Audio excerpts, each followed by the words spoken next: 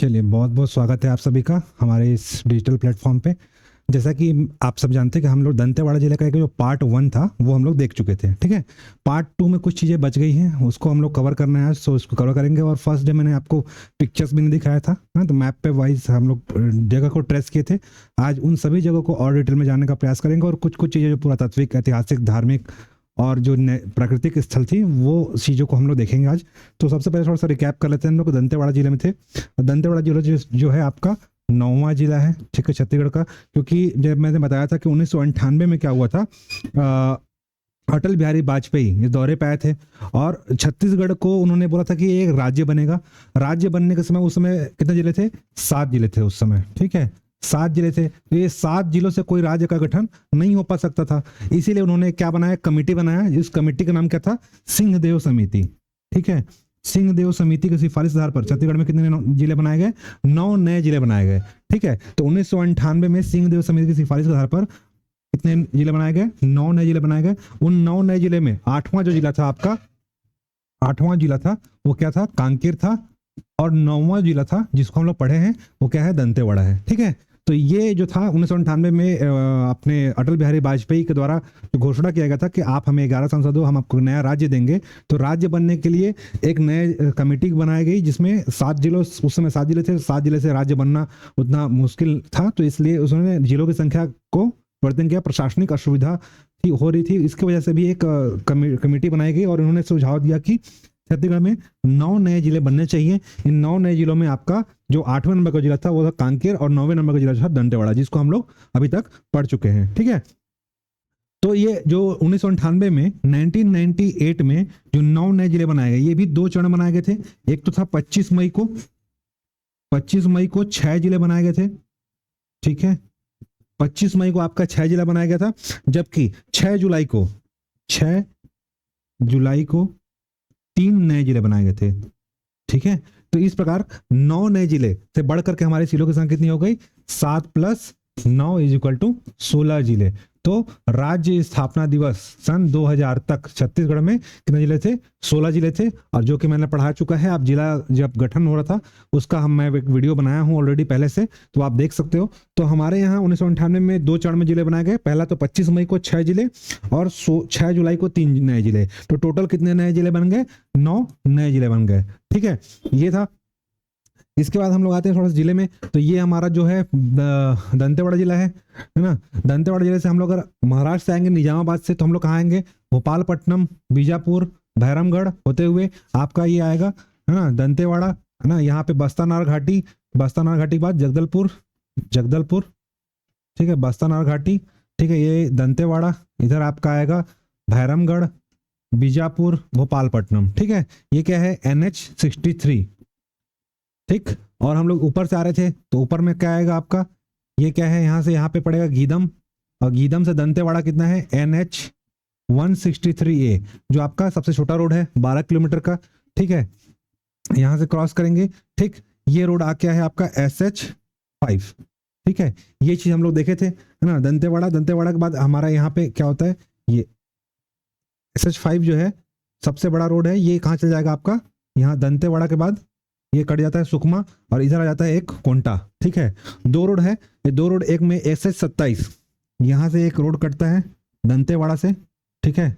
दंतेवाड़ा से एक रोड कटेगा, ठीक है। और दंतेवाड़ा से रोड कट के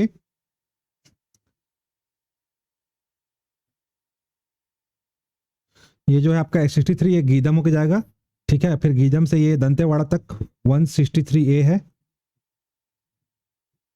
ठीक। और ये आपका दंतेवाड़ा हुआ, दंतेवाड़ा। दंतेवाड़ा से एक रोड कटता है SH-27 नंबर, ठीक है। और एक है SH-5, ठीक है। तो ये जो रोड आ रही है ये SH-5 ही है। यहाँ 12 किलोमीटर गीदम से दंतेवाड़ा को जोड़ने के लिए, क्योंकि दंतेवाड़ा क्या है? जिला मुख्यालय है, और जिला मुख्यालय को जोड़ने के लिए 163A नामक एक सड़क बनाई गई थी, ठीक है, जो छत्तीसगढ़ का सबसे छोटा नेशनल हाईवे है, ठीक है। छत्तीसगढ़ का सबसे छोटा नेशनल हाईवे ये आपका 12 किलोमीटर का 163A हो गया, ठीक है। इसके बाद आपका जो ये रोड है, ये रोड कहाँ चला जाएगी? एक दंतेवाड़ा से कटेगी तो कहाँ जाएगा? SS-27। SS-27 जो है वो आपका जाएगा बड़े बचेली, यहाँ पे आएगा 27 में आपका आएगा बचेली, फिर आपका आएगा यहाँ पे बड़े बचेली, ठीक है, बचेली, फिर बड़े बचेली। इसके बाद आपका चलेगा आकाश नगर, आकाश नगर होते हुए कहाँ चल जाएगा, कोंटा, आकाश नगर, और नीचे कहाँ चल जाएगा, ये कोंटा को चल जाएगा, ठीक है, कोंटा जो आपका लास्ट तहसील भी है। और SH5 ये कहाँ चल जाएगा, सुकमा, ठीक है। तो नीचे सुकमा जिला है यहाँ से, तो सुकमा जिले में 2 रोड कटेंगे यहाँ से। SH5 जो याद रखना, SH5 छत्तीसगढ़ का सबसे सबसे बड़ा राजकीय राजमार्ग है, ठीक है, राजकीय राजमार्ग है। जबकि यहाँ से एक सुकमा जाता है NH30 जो कि छत्तीसगढ़ का सबसे बड़ा राष्ट्रीय राजमार्ग है। एस नेशनल हाईवे नंबर 30 यहाँ जाता है, NH30 सुकमा से, है ना, वो कहाँ है, छत्तीसगढ़ का सबसे लंबा नेशनल हाईवे है, ठीक है। और राजकीय राजमार्ग SH5 जो आपके कहाँ से गुजरता है, दंतेवाड़ा जिले से गुजरता है, ठीक है। तो हम लोग यहाँ तक पूरा इस एरिया को पढ़े थे, है ना, ऊपर के जितने जगह थे इसको हम लोग पढ़े थे। यहाँ पे बारसूर है, ठीक है, बारसूर, ठीक है, जो राजा बाणासुर की राजधानी रह चुकी है। हम लोग ऊपर में देखे हैं, ऊपर में यहीं पास क्या था, बोध घाट की पहाड़ी थी, यहाँ क्या है, बोध घाट, ठीक है, जहां पे बोध घाट परियोजना है, ठीक। इसके अलावा आपका इधर क्या है, टांगरी डोंगरी, ठीक है, पहाड़ को दूसरे कलर से कर लेते हैं हम लोग, है ना, ये क्या है, टांगरी डोंगरी की पहाड़ी, इधर क्या है, टांगरी डोंगरी, ठीक है। इसके अलावा बारसूर इसके नीचे है, बोगदा पहाड़ के नीचे, ये यहाँ क्या था, बोगदा पहाड़, बोगदा पहाड़, ठीक है। ये क्या हो गया, बोध घाट श्रृंखला है पूरा, ठीक। यहाँ पे परियोजना बनी है जिसका नाम क्या है, Bodh Ghat hydro power project, ठीक। इसके अलावा यहाँ पे क्या है, यहाँ पे था चूड़ी डोंगरी की पहाड़ी, ठीक है, चूड़ी डोंगरी। इसी पहाड़ी के नीचे क्या है आपका, दंतेवाड़ा शहर स्थित है, चूड़ी डोंगरी पहाड़ी के नीचे, ठीक है। इसके बाद आपका चूड़ी डोंगरी के नीचे आपका क्या है, नीचे में आपका बैला डीला की पहाड़ी है, ये क्या है, बैला डीला, बैल के डील जैसा आकार है इसलिए क्या बोलते हैं इसको, बैला डीला। अभी एक गाना भी निकला है दायरा बैंड का, है ना, बैला डीला वाला, ठीक है। तो ये जो हमारा मुख्य मुख्य पहाड़ी था, ठीक, जहां हम लोग इसमें पहाड़ी देखे थे, है ना। तो ये पुराना हम क्लास जो थे, आप जो नए लोग देख रहे होंगे, आप पुराना रिकैप आप थोड़ा सा मैं प्रयास किया हूँ ये बताने का, यहाँ से आप देख सकते हो और जा करके पुराने प्रीवियस वीडियो भाग 1 में। तो हम लोग आज चलते हैं दंतेवाड़ा, दंतेवाड़ा आज हम लोग को घूमना है। तो दंतेवाड़ा में सबसे पहले हम लोग कहाँ चलेंगे, गीदम से।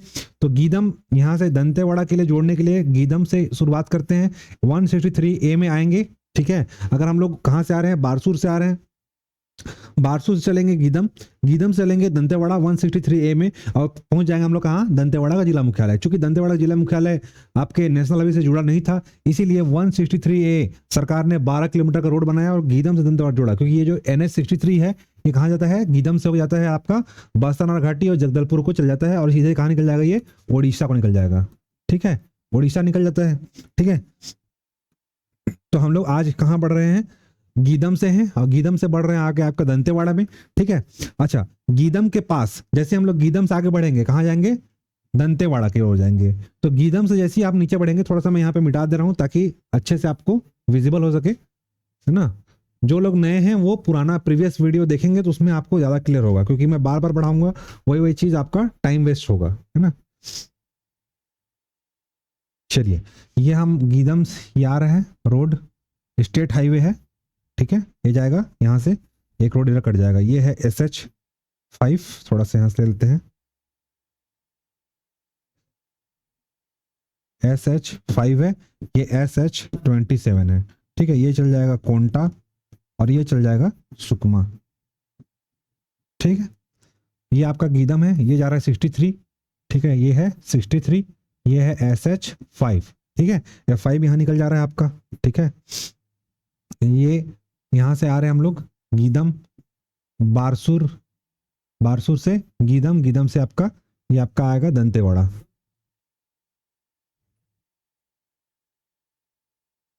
ठीक, ठीक, गीदम से दंतेवाड़ा। तो जैसे हम लोग गीदम से आगे बढ़ेंगे, गीदम के आगे, गीदम के बाद यहाँ पे एक जगह है जिसका नाम है चिड़नार, ठीक है, चिड़नार।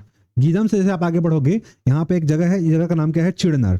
चिड़नार में माँ दंतेश्वरी माता, दंतेश्वरी माता की बड़ी बहन, दंतेश्वरी माता की बड़ी बहन, ठीक है, ये बड़ी बहन का नाम क्या है, मावली माता। ठीक है, मैं बताया था कि दंतेश्वरी माता, तो अगर दंतेश्वरी कैसे बना है, 32, जहां माता का दांत गिरा था। ठीक है, थोड़ा सा देख लो, यहाँ पे मैं आज फोटो भी निकाल कर लाया हूं आप लोगों के लिए। जहां गिरे थे माता के दांत, वहीं पे क्या है, दंतेश्वरी माता मंदिर है ना। दांत गिरे थे इसीलिए दंतेश्वरी माता मंदिर है। रानी क्या है, सती माता के यहाँ पे दांत गिरे थे। माना जाता है कि छत्तीसगढ़ में जो बत्तीसा मंदिर है, ठीक है, बत्तीसा मंदिर जो पढ़े थे हम लोग बारसूर में, वो बत्तीसा मंदिर माता के दांत से ही मिलकर बना है। यहाँ पे बत्तीसा मंदिर अलग अलग माता को प्रसन्न करता है। 31 माता प्लस दंतेश्वरी मिलकर क्या होता है, 32 मंदिर बनता है। ठीक है, मैं दिखाता हूं, ये देखो, ये क्या है, बत्तीसा मंदिर है, बत्तीसा मंदिर। ठीक है, यहाँ पे जो अलग अलग खंबे दिख रहे हैं ये, ठीक है, सभी एक एक माता प्रसन्न करता है। जैसे सबसे बड़ी बहन, अगर दंतेश्वरी माता का आशीर्वाद लेना है, सबसे पहले उनकी बड़ी बहन जिनका नाम क्या है, मावली माता, और सबसे छोटी बहन जिसका नाम क्या है, हिंगलाजिन माता, हिंगलाजिन माता। ठीक है, इन दोनों का आशीर्वाद लेना बहुत जरूरी है। ठीक है, 31 माता प्लस दंतेश्वरी मिले क्या होता है, 32 मंदिर, और 32 माताओं का समूह है ना, उनका दांत माना जाता है गिरा था। तो ये 32 मंदिर 32 दांतों के लेकर के, या 32 माताओं को लेकर के बना है। छत्तीसगढ़ में आप लोग सुने होंगे कि बिलई माता, ठीक है, बिलाई माता, ठीक, ऐसे कई सारे माताओं का नाम सुने होंगे आप लोग छत्तीसगढ़ में। ठीक है, तो वो सभी क्या है, इनकी बहनें हैं। तो 31 बहनें प्लस दंतेश्वरी माता मिल क्या होती है, 32 बहनें। तो दंतेश्वरी माता को प्रसन्न करना है, सबसे पहले क्या करना पड़ेगा आपको, मावली माता जिनकी क्या है, बड़ी बहन है, और सबसे छोटी बहन कौन है, हिंगलाजिन, हिंगलाजिन। ठीक है, हिंगलाजिन माता इनकी छोटी बहन है। ठीक है, तो इन दोनों को प्रसन्न करना आपको बहुत जरूरी है, तब जाकर के आपको दंतेश्वरी माता का क्या आशीर्वाद प्राप्त होगा। ठीक है, तो ये बारसूर का क्या है, बत्तीसा मंदिर, जो कि 32 माताओं को प्रतिनिधित्व करता है, जो 32 खंभों पर टिका हुआ है। हर एक खंभा जो है एक एक माता का प्रतिनिधित्व करता है। ठीक है, चलिए आते हैं हम लोग कहाँ पे, दंतेश्वरी पे। तो हम लोग यहाँ पे बढ़ रहे थे गीदम, गीदम से आगे आएंगे थोड़ा सा आगे, चिड़नार, चिड़नार में दंतेश्वरी माता की बड़ी बहन मावली माता का क्या है, मंदिर है यहाँ पे। ठीक है, तो मावली माता मंदिर कहाँ है आपका, दंतेश्वरी सॉरी गीदम के चिड़नार में। ठीक है, मावली माता की, दंतेश्वरी माता की बड़ी बहन मावली माता का मंदिर कहाँ है, चिड़नार में। ये क्वेश्चन अगर एग्जाम में अगर आया तो पूछ सकता है कि मावली माता का मंदिर कहाँ है। ठीक है, दंतेश्वरी माता की बड़ी बहन क्या बोलते हैं, तो ये क्वेश्चन आपसे एग्जाम में पूछे जा सकते हैं। तो गीदम के पास चिड़नार नामक जगह पर दंतेश्वरी माता की बड़ी बहन, जिनको क्या बोलते हैं, मावली माता। ठीक है, और दशहरे में इनका मुख्य रूप से इनका पूजा किया जाता है, बस्तर दशहरे में। तो जब बस्तर दशहरा पढ़ेंगे तो और डिटेल में पढ़ेंगे मावली माता के बारे में। ठीक है, तो अभी इतना याद रखना है कि दंतेश्वरी माता की जो बड़ी बहन थी उनका नाम क्या था, मावली माता, और जिनका मंदिर का है गीदम के पास एक जगह है जिनका नाम क्या है, चिड़नार में। ठीक है, यही पास एक मंदिर है जिसका नाम क्या है, यहीं पास एक क्या है, मंदिर है जिसका नाम है मुकड़ी मावली देवी मंदिर। ठीक है, एक तो मावली माता के नाम से मंदिर है, और यहीं पास एक मंदिर है, उस मंदिर का नाम क्या है, मुकड़ी मावली देवी मंदिर। ठीक है, यहाँ पे इसी जगह पे चिड़ना के पास एक मंदिर है, एक तो मावली माता का मंदिर है, और एक और मंदिर है जिसका नाम क्या है, मुकड़ी मावली देवी मंदिर। ठीक है, इसके बाद जैसे हम लोग अगर 163 में आगे बढ़ेंगे गीदम से, तो चिड़नार के बाद एक जगह पड़ेगा जिसका नाम क्या है, मुचनार। ठीक है, चिड़नार बाद आगे आएगा मुचनार। ठीक है, चिड़नार के बाद आगे आएगा आपका मुचनार के बाद जैसे आप आगे बढ़ोगे वहां पे एक मंदिर है, और उस पर मंदिर का नाम क्या है, यहाँ पास एक मंदिर है मुचनार में भी, यहाँ पे मंदिर का नाम क्या है, वासुकी नाथ मंदिर। ठीक है, चिड़नार बाद आगे आएगा मुचनार, और मुचनार में क्या है आपका, वासुकी देव मंदिर। ठीक, यहाँ पे वासुकी देव मंदिर में किसका रहेगा, क्या रखना है कि वासुकी क्या थे, शेषनाग के बड़े भाई थे, और शेषनाग कौन थे, लक्ष्मण जी। ठीक है, और राम भगवान किसके अवतार हैं, विष्णु भगवान के। तो यहाँ पे आपका वासुकी, शेषनाग और विष्णु, यानी कि विष्णु मतलब राम के भगवान के अवतार, शेषनाग मतलब आपके लक्ष्मण जी। ठीक है, और वासुकी मतलब शेषनाग के बड़े भाई। ठीक है, तो ये इनका शेषनाग के बड़े भाई वासुकी, ठीक है, इनका मंदिर है। तो वासुकीनाथ मंदिर में मुख्यतः शेषनाग, विष्णु और वासुकी का मूर्ति है अंदर में, ठीक है। ठीक, तो ये इनका मूर्ति कहाँ मिलेगा आपको? मुचनार में। चीड़नार में दंतेश्वरी माता का बड़ी बहन मावली माता और मुकड़ी मावली देवी की माता मंदिर है, जबकि चीड़नार के आगे क्या है? मुचनार। और मुचनार जगह पे वासुकीनाथ मंदिर है, और वासुकीनाथ मंदिर में शेषनाग, विष्णु भगवान और वासुकी। तो वासुकी कौन थे? शेषनाग के बड़े भाई थे। विष्णु, क्योंकि शेषनाग लक्ष्मण जी जहाँ, तो वहां पर राम रहेंगे, तो राम का अवतार कौन है? विष्णु। तो शेषनाग, विष्णु और वासुकी, ये तीनों का मंदिर कहाँ है आपका? मुचनार में, ठीक है। जैसे आप उससे आगे आप बढ़ोगे 163 में आगे, तो चिड़नार, मुचनार, उसके बाद आपके आएगा एक समलूर, ठीक है। समलूर क्या है? समलूर में एक मंदिर है जो भगवान शिव को समर्पित है, ठीक है। देखो, समलूर शिव टेम्पल है ना, बहुत पुराना प्राचीन कालीन मंदिर है, ठीक है। समलूर में बाणा, और ये जो जगह है बाणासुर संबंधित है, बाणासुर से संबंधित जगह है, ठीक है। बाणासुर संबंधित जगह है। राजा बाणासुर जो थे, इनका कहा जाता है कि यहाँ के बस्तर के राजा हुआ करते थे, ठीक है। बाणासुर के नाम से ही क्या पड़ा है? बाणासुर की जगह के नाम से क्या पड़ा है? बारसुर, बता चुका था मैं पहले, ठीक है। तो जो राजा थे यहाँ प्रतिदिन क्या आया करते थे? मंदिर में पूजा करने आया करते थे, ठीक है। और यहाँ पास जो आपका ये इंद्रावती नदी है ना, यहाँ पे आपके यहाँ से क्या होता है कि इंद्रावती नदी गुजरती है, इंद्रावती नदी गुजर रही है ये, ठीक है। और यहाँ पे क्या है? ये यहाँ पे है समलूर। समलूर में क्या है? शिव मंदिर, ठीक है। तो समलूर शिव टेम्पल में क्या करते आते थे? यहाँ एक तालाब है बारसुर में, यह बारसुर है, बारसुर में एक तालाब है, तालाब से क्या करते थे? वो नहा करके यहाँ क्या आते थे? पूजा करने, समलूर शिव मंदिर में, ठीक है। समलूर के शिव मंदिर में क्या करने आते थे? पूजा करने आते थे। देख रहे हो यहाँ पे शिव मंदिर में मेला लगता है, ठीक है, हर साल। बारसुर समझते हैं यही शिव मंदिर है। यहाँ पे जो शिव भगवान का जो मंदिर है, ये 3 अलग अलग शेप में ऐसे बना है मंदिर। ये जो है तीनों शेप अपने आप में 360 डिग्री में ये घूम जाता है, ठीक है। मैं दिखा रहा हूँ इसको भी, है ना, सारा पिक्चर आप लोग को लेके आया हूँ आप लोग के लिए, ठीक है। ये देखो, ये जो मंदिर है, ये पहला ऊपर का शेप, ये दूसरा शेप, ठीक है, और ये तीसरा नीचे का शेप, ये तीनों अपने आप में 360 डिग्री में घूम जाता है, ठीक है। ऐसा मान्यता है कि अगर कोई भी आदमी इन तीनों शेप को अलग अलग कर देगा, ठीक है, तो विश्व का सबसे धनवान व्यक्ति बन जाएगा, ठीक है, एलन मस्क से भी ज्यादा, ठीक है, विश्व का सबसे धनवान, ठीक है, पैसा ही पैसा होगा। कौन? जो अगर इस शिवलिंग को अलग अलग कर देगा, ठीक है। आज तक देखो अपने आप में तीनों अचंभित है ना, अजूबा बोल सकते हो, तीनों अपने आप में गोल गोल घूम जाता है, ठीक है। तो लोग यहाँ पे घुमा के अपना मन्नत मांगते हैं, कई लोग जा करके, है ना, कई लोग जिसका पीएससी प्री व्री के लिए मन्नत मांगना हो तो आप लोग भी यहाँ पे जा सकते हो, ठीक है। क्या नाम है? समलूर का शिव मंदिर, ठीक है। राजा बाणासुर संबंधित है। बाणासुर यहीं पे क्या करता था? पूजा करने आता था। कहां से? बारसुर के तालाब से नहा करके और नदी क्रॉस करके। देखो यहाँ पे क्या है? ये नदी है, यहाँ पे था बारसुर, ये बारसुर से नदी क्रॉस कर कहाँ था? समलूर, ठीक है। क्या करने आता था? पूजा करने। प्रतिदिन यहाँ पे कर रहा था। शंकर भगवान का बहुत बड़ा भक्त था वो, ठीक है। कौन? राजा बाणासुर। और बाणासुर के नाम से ही क्या पड़ा था? बारसुर।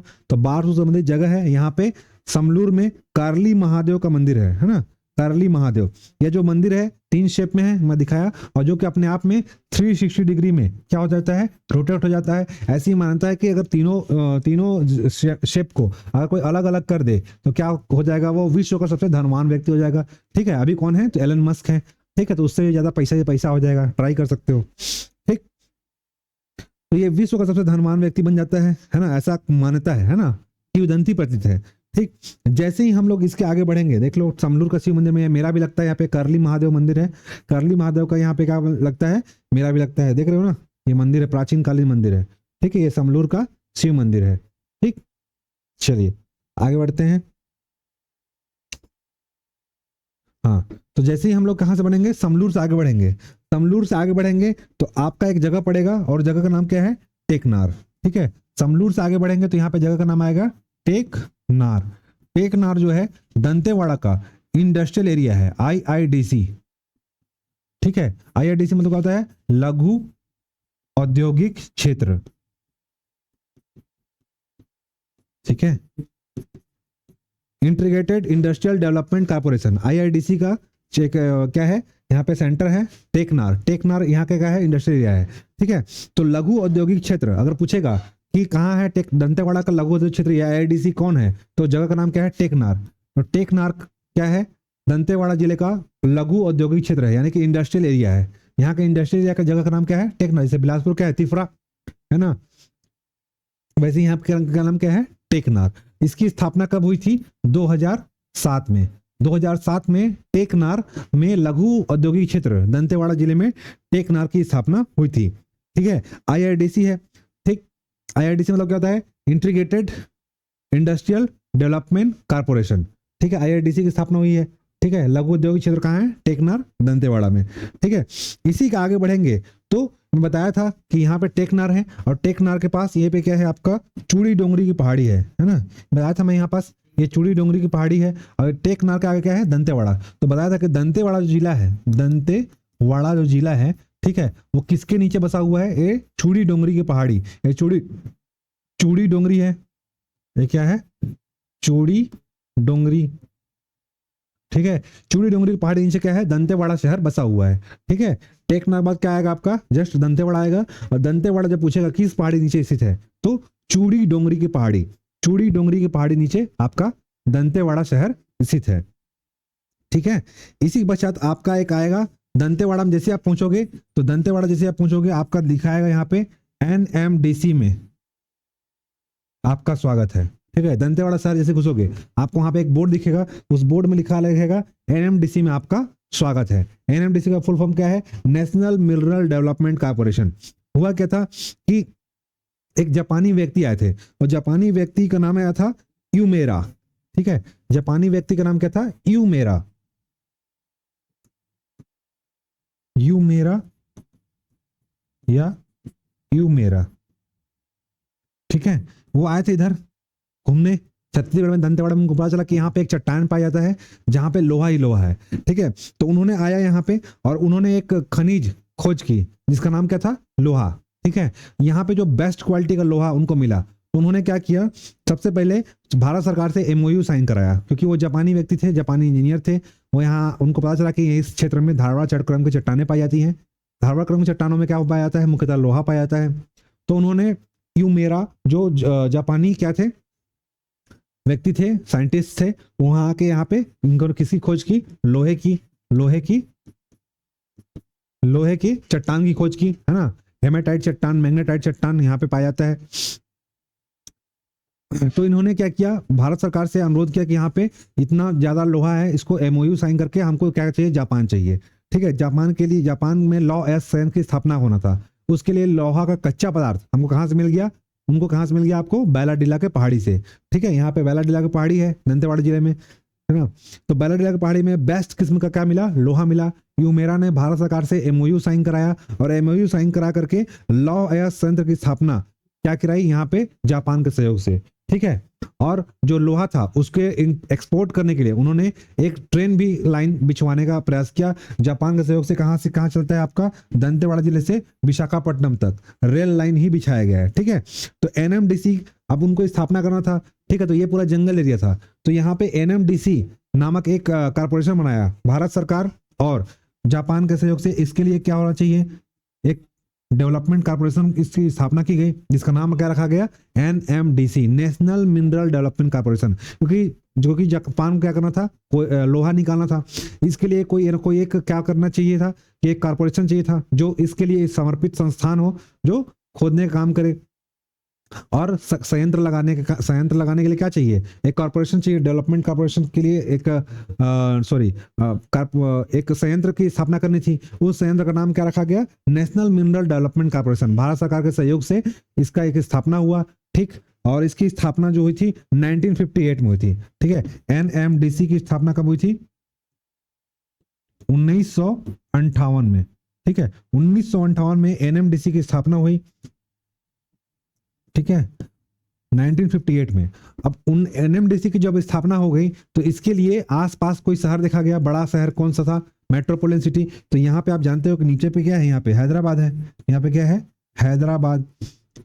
ठीक है। तो हैदराबाद में इसका मेन मुख्यालय इसका रखा गया, ठीक है, क्योंकि आसपास मुख्यालय के लिए क्या होना चाहिए, बहुत बड़ा जगह चाहिए, मेट्रोपोलिटन सिटी होना चाहिए, क्योंकि विदेश से लोग आए तो वहां पे क्या कर सके, ऑफिस में रुक सके। तो विदेश से आने के लिए अगल बगल देखा गया कि नजदीक शहर कौन सा है, तो यहाँ से नजदीक शहर कौन सा था, हैदराबाद। इसीलिए हैदराबाद में एनएमडीसी का मुख्यालय खोला गया, जबकि उप मुख्यालय कहाँ अभी बन गया है, दंतेवाड़ा जिले में, है ना, नगर नार में ही बन गया है। तो हैदराबाद क्या है आपका, इसका मेन मुख्यालय एनएमडीसी का, ठीक। तो लौ अयस्क संयंत्र की स्थापना हुई कहाँ, यहीं पास दंतेवाड़ा जिले में लौ अयस्क संयंत्र की स्थापना हो जाती है। एनएमडीसी का मुख्यालय खुल जाता है, किसके सहयोग से, जापान के सहयोग से, ठीक है। तो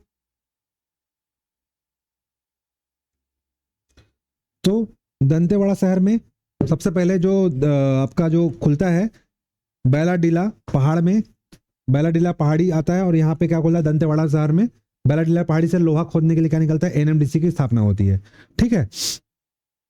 अब थोड़ा सा आगे देखते हैं, पहली बार जो होता है यहाँ पे रेल चलती है, रेल चलती है कब, 1 मई 1966 को, ठीक है। जापान के सहयोग से सबसे पहले यहाँ पे चलता है 1 मई 1966 को। यहाँ लोहा लेके जाना था, कहाँ लेके जाएंगे, विशाखापट्टनम। तो इसके लिए 1 मई 1966 को यहाँ पे रेल चली, और पहला कारखाना खुलता है 1968 में, ठीक है। तो रेल जो था किरंदुल से कोट्टावाला सा, 1 मई 1966 को किरंदुल से कोट्टावाला सा, ये कहाँ है, विशाखापट्टनम का वाइजैग, वाइजैग विशाखापट्टनम का क्या है, पोर्ट है ये, है ना, ये पोर्ट बंदरगाह जहाँ पे उतरता है, वहां का बंदरगाह का नाम है ना, वो स्टेशन नाम है कोट्टावाला सा। किरंदुल से कोट्टावाला सा तक 1 मई 1966 को यहाँ पे क्या चलती है, रेल चलती है। 58 में क्या होता है, 1958 में इसकी स्थापना होती है, और इसी को लोहा को ले जाने के लिए किरंदुल से आपका कोट्टावाला सा तक क्या चलेगा, रेल परियोजना चलाई जाएगी, जो किससे सहयोग चलाई जाएगी, जापान के सहयोग से, क्योंकि भारत क्या था, गरीब देश था उस समय। तो शुरुआत में हम क्या हुए, आजाद हुए थे, तो उस समय हमको क्या जरूरत था, 1951 में क्या हुआ, भारत गणतंत्र राज्य बना 50 में, ठीक है। हमको क्या करना चाहिए था, मजदूरी, शुरुआत में क्या थे, लोग मजदूर थे, ठीक है, लोगों को रोजगार चाहिए था। इसके लिए क्या लाया गया था, दूसरी पंचवर्षीय योजना। दूसरी पंचवर्षीय योजना में क्या हुआ था, भारी उद्योग पर बल दिया गया था, भारी उद्योग पर बल दिया गया। इसी के तहत क्या हुआ, जापानी व्यक्ति ने साइन किया किससे, नेहरू जी से, और नेहरू जी को क्या करना था, कुशल श्रमिकों की जरूरत थी, और इसके अलावा यहाँ पे रोजगार प्रोवाइड करना था। इससे बड़ा रोजगार उनको यहाँ पे मिल नहीं सकता था, इस क्षेत्र में लोगों को रोजगार, एनएमडीसी के सहयोग से बहुत सारे हजारों लोगों को रोजगार मिलता। इसके लिए उन्होंने क्या किया, भारी उद्योग का चलन चला था सेकंड पंचन में। इसी के तहत क्या, भारी उद्योग की स्थापना में एनएमडीसी के तहत एमओयू साइन हुआ भारत सरकार और जापान के बीच, काय के लिए 200 साल तक यहाँ पे लोहा निकालना था, है ना, क्योंकि यहाँ पे एक संयंत्र की स्थापना होती, लौह अयस्क संयंत्र, जिसके सहयोग से भारत सरकार और जापान के सहयोग से यहाँ पे स्थापना होना था, क्योंकि जापान, भारत उस समय उतना सक्षम था नहीं कि हम अपने आप से क्या कर सके, संयंत्र स्थापित कर सके जो भी इतने बड़े लेवल का। तो उन्होंने जापान का सहयोग लिया, जापान ने हमारे एमओयू साइन करके हमसे क्या किया, लोहा निकालने के लिए एग्रीमेंट करवा लिया, और इसी के तहत एनएमडीसी की स्थापना होती है 1958 में, और वहीं पे इसका मुख्यालय कहाँ खुलता है, हैदराबाद में। अब लोहा तो निकालना था, लोहा निकालने के लिए क्या चाहिए था हमको, कोई ना कोई चीज चाहिए ना, हाथ में ढोके लेके जाएंगे, दो ही चीज हो सकता है, या तो ट्रक में ढोके लेके जा सकते थे ना बाई रोड, या फिर ले जाते हैं ट्रेन में। तो ट्रेन में जाने में क्या होगा, आसानी, ढुलाई आसानी हो जाता है, ट्रेन में ढुलाई आसानी हो जाए तो इसके लिए ट्रेन लाइन बिछाया गया, ठीक है। तो भारत उस समय क्या था, उतना सक्षम नहीं था, इसीलिए जापान के सहयोग से ही क्या बिछाया गया, स्पेशली किरंदुल से लेकर के कोट्टावाला सा, आपका कहाँ पड़ता है, विशाखापट्टनम में, पोर्ट का जो है स्टेशन का नाम है, जहाँ पे उतरता है ना, वहां से जहाज के थ्रू कहा जाता है, बंदरगाह के थ्रू कहा जाता है, जापान को जाता है। तो किरंदुल से कोट्टावाला सा तक क्या चला, आपका ट्रेन लाइन चलाया गया, ठीक है। चलिए इसके बारे में और भी आगे पूरा डिटेल में पढ़ेंगे, सारा चीज अभी आपको फोटो दिखाते के साथ अभी बताऊंगा। अभी हम लोग कहाँ पहुंचे हैं, हम लोग दंतेवाड़ा में, ठीक है। तो अभी हम लोग दंतेवाड़ा में पहुंचते हैं, और दंतेवाड़ा जिले में क्रॉस, जैसे ही हम लोग क्रॉस करेंगे तो हम क्या दिखेगा, दंतेवाड़ा जिले में आपको बोर्ड दिखेगा कि आपका एनएमडीसी में आपका स्वागत है, ठीक है। तो एनएमडीसी के बारे में थोड़ा जानकारी हम लोग पढ़ लिए। देखो दंतेवाड़ा शहर में जो है, दंतेवाड़ा शहर जो है बैलाडीला, किस यहाँ से देखो, ये है बैलाडीला पहाड़ है, ठीक है, ये बैलाडीला, बैलाडीला से एक नदी निकलती है, ठीक है। इस नदी का नाम क्या है, बेलाडीला से निकलती है, इसका नाम क्या है? शंखनी। और टांगरी डोंगरी से निकलती है डंकनी। ठीक है, बेलाडीला से नदी निकलती है, इसका नाम क्या है? शंखिनी। अब इधर क्या है? टांगरी डोंगरी की पहाड़ी। ठीक है, इधर क्या है? टांगरी डोंगरी की पहाड़ी। टांगरी डोंगरी से नदी निकलती है, इसका नाम क्या है? डंकिनी। इस नदी निकल रही है, इस नदी का नाम क्या है? डंकिनी। इन दोनों के संगम पर क्या है? डंकिनी। ठीक है, इधर से देखो, ये क्या है? टांगरी डोंगरी। टांगरी डोंगरी। टांगरी डोंगरी की पहाड़ी से निकल रही है डंकिनी, और शंखनी कहां से निकल रही है? बैलाडीला से। और इन्हीं दोनों के संगम पर डंकिनी प्लस शंखनी, इन दोनों के संगम पर क्या है? दंतेवाड़ा शहर स्थित है। ठीक है, तो क्वेश्चन ये भी पूछा गया कई बार एग्जाम में कि जो दंतेवाड़ा शहर है किन दो नदियों के संगम पर स्थित है? तो डंगनी और शंखनी, दो नदियों के संगम पर स्थित जो शहर है, इस पर क्या है? इसका नाम क्या है? दंतेवाड़ा। ठीक है, ये भी क्वेश्चन पूछ सकता है कि डंकनी और शंखनी कहां से निकलती है? तो देखो, ड से डंकनी और ड से डोंगरी। ठीक है, तो टांगरी डोंगरी की पहाड़ी से निकलती है डंकनी, और आपका बैलाडीला से निकलती है शंखनी। दोनों को जहां संगम बनता है वहीं पे क्या है आपका? वहीं पे क्या है आपका? दंतेवाड़ा शहर स्थित है। ठीक है, चलिए, यहीं पास क्या एक कहानी भी है कि जो दंतेवाड़ा जो में दंतेश्वरी मंदिर है, इनका एक किंवदंती प्रचलित है, जो कहानी बोलते हैं कि जो जैसे हम लोग पढ़े थे कि राजा अन्नम देव जो थे, उनके भाई जो थे प्रताप रुद्रदेव, उन्होंने मलिक काफूर जो आक्रमण किया जब वारंगल क्षेत्र में, तो उन्होंने आत्मसमर्पण कर दिया था। इन्होंने अपने स्वाभिमान को ठेस पहुंचा करके इन्होंने क्या किया था? वहां से सैनिक लेकर के टुकड़े निकल गए थे, टुकड़े लेकर निकले, और जैसे ही हम लोग उन लोग कहाँ पहुंचे? बीजापुर। ठीक है, उन्होंने बीजापुर जीता, तो विजयपुर, विजय किया था इसलिए क्या नाम पड़ गया उसका? बीजापुर। ठीक है, और बीजापुर से जैसे आप आगे बढ़े, ठीक है, तो उन्होंने वहां उनकी जो देवी थी, उनकी देवी जो थी वो अन्नम देव, जो बहुत अपनी देवी, जिनको मणिकेश्वरी देवी है, दंतेश्वरी देवी का नाम मणिकेश्वरी देवी भी है, वो उनकी बहुत मानते थे। ठीक है, तो उनकी उनकी कुल देवी थी, तो उन्होंने क्या बोला कि आप आगे बढ़ो, मैं आपके पीछे पीछे आ रही हूँ, है ना? तो ऐसा वो वहां पे मानते थे। उन्होंने बोला कि जैसे अब इंद्रावती नदी क्रॉस किए, इंद्रावती नदी क्रॉस करने के बाद उन्होंने बोला कि आप आगे बढ़ो, मैं जब तो जहां तक तुम जाओगे वहां तक मेरा साम्राज्य रहेगा, और मैं उनको बहुत मानते थे, उनका आशीर्वाद लेकर के वो आगे बढ़े। बस उनका कहना था कि शर्त ये था कि आप पीछे मुड़ के मत देखना, जहां तक तुम जाओगे वहां तक मैं तुम्हारे पीछे पीछे आऊंगी। ठीक है, तो अन्नम देव अपनी जो कुल देवी थी उनको मणिकेश्वर देवी का आशीर्वाद लेकर आगे बढ़े। ठीक है, जो जो आज दंतेश्वरी माता का नाम जानते हैं, उनका अन्य नाम मणिकेश्वरी देवी भी है।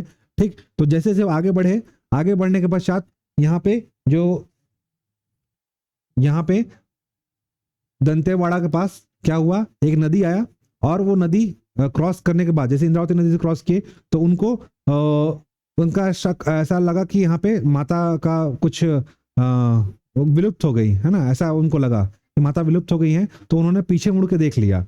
ठीक है, पीछे मुड़ के देख लिया। इसके बाद जो उनका माता जो थी, बाद में वस्त्र को, अपने वस्त्र को क्या कर देती है? तर देती है। तर देती मतलब फैला देती है ना? वस्त्र को क्या करती है? वो तर देती है, वस्त्र तर। माता का कहना था कि आप क्या करना? पीछे मुड़ के मत देखना। लेकिन जो जब अन्नम देव जो होते हैं दंतेवाड़ा पहुंचते हैं, तो दंतेवाड़ा पहुंचने के पश्चात वो उनको लगता है कि विलुप्त हो जाती है, नदी क्रॉस करते हैं तो उनको लगता है कि माता विलुप्त हो गई है, वो पीछे मुड़ के देख लेते हैं। ठीक है, तो माता वहीं पे अपना क्या करती है? वस्त्र को तर देती है। वस्त्र को तर देती, तर मतलब फैला देती है।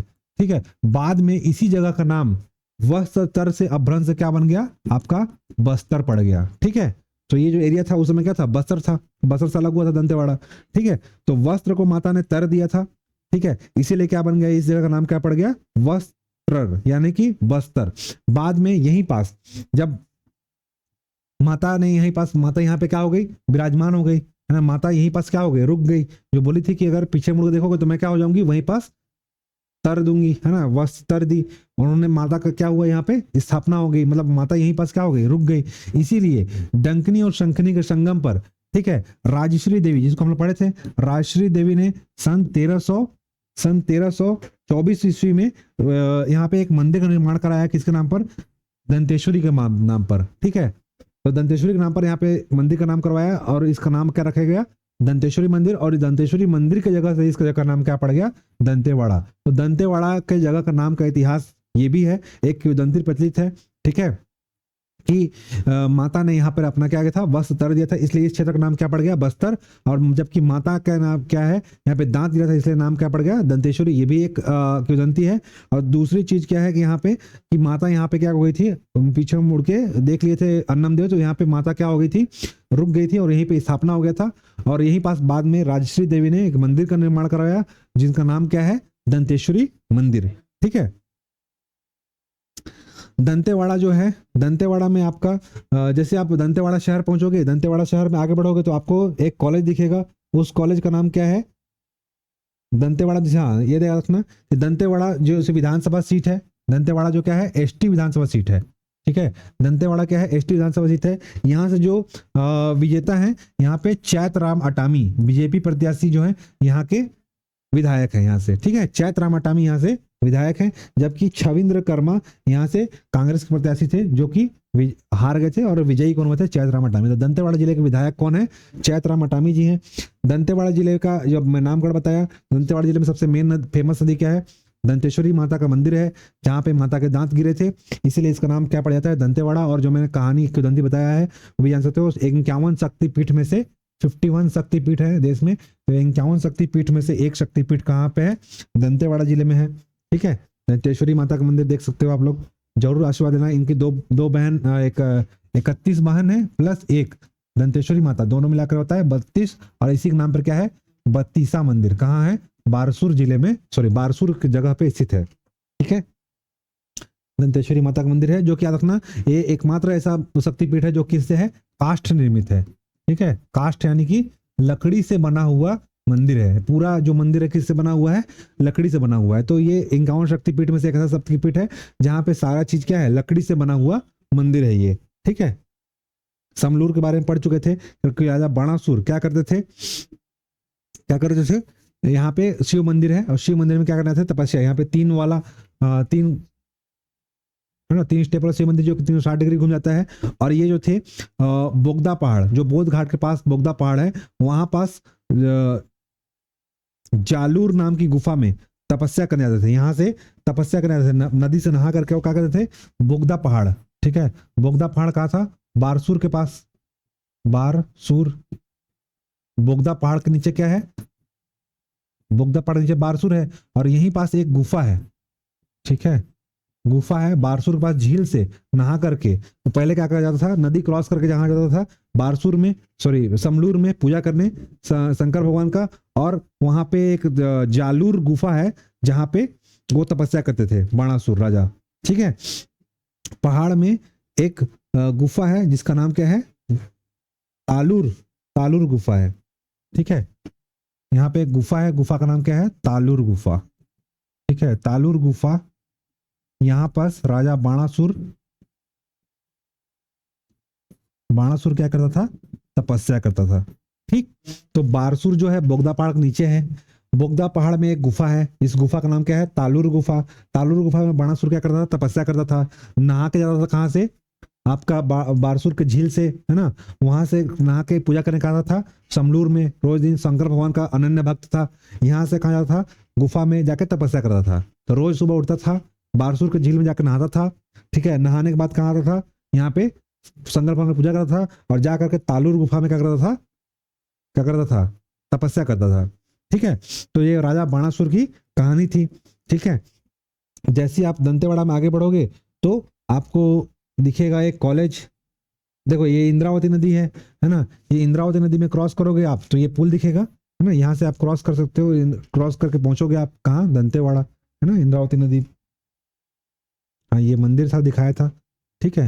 हाँ, ये छोटा गणेश और बड़ा गणेश जो बताया था मैं, चित्रलेखा ने बनाया था। चित्रलेखा 7.5 फीट की ऊंची प्रतिमा बनाई थी, और उसकी जो सहेली थी उन्होंने छोटा गणेश बनाया था, ठीक है। ये सब मैं दिखाना भूल गया था उस समय।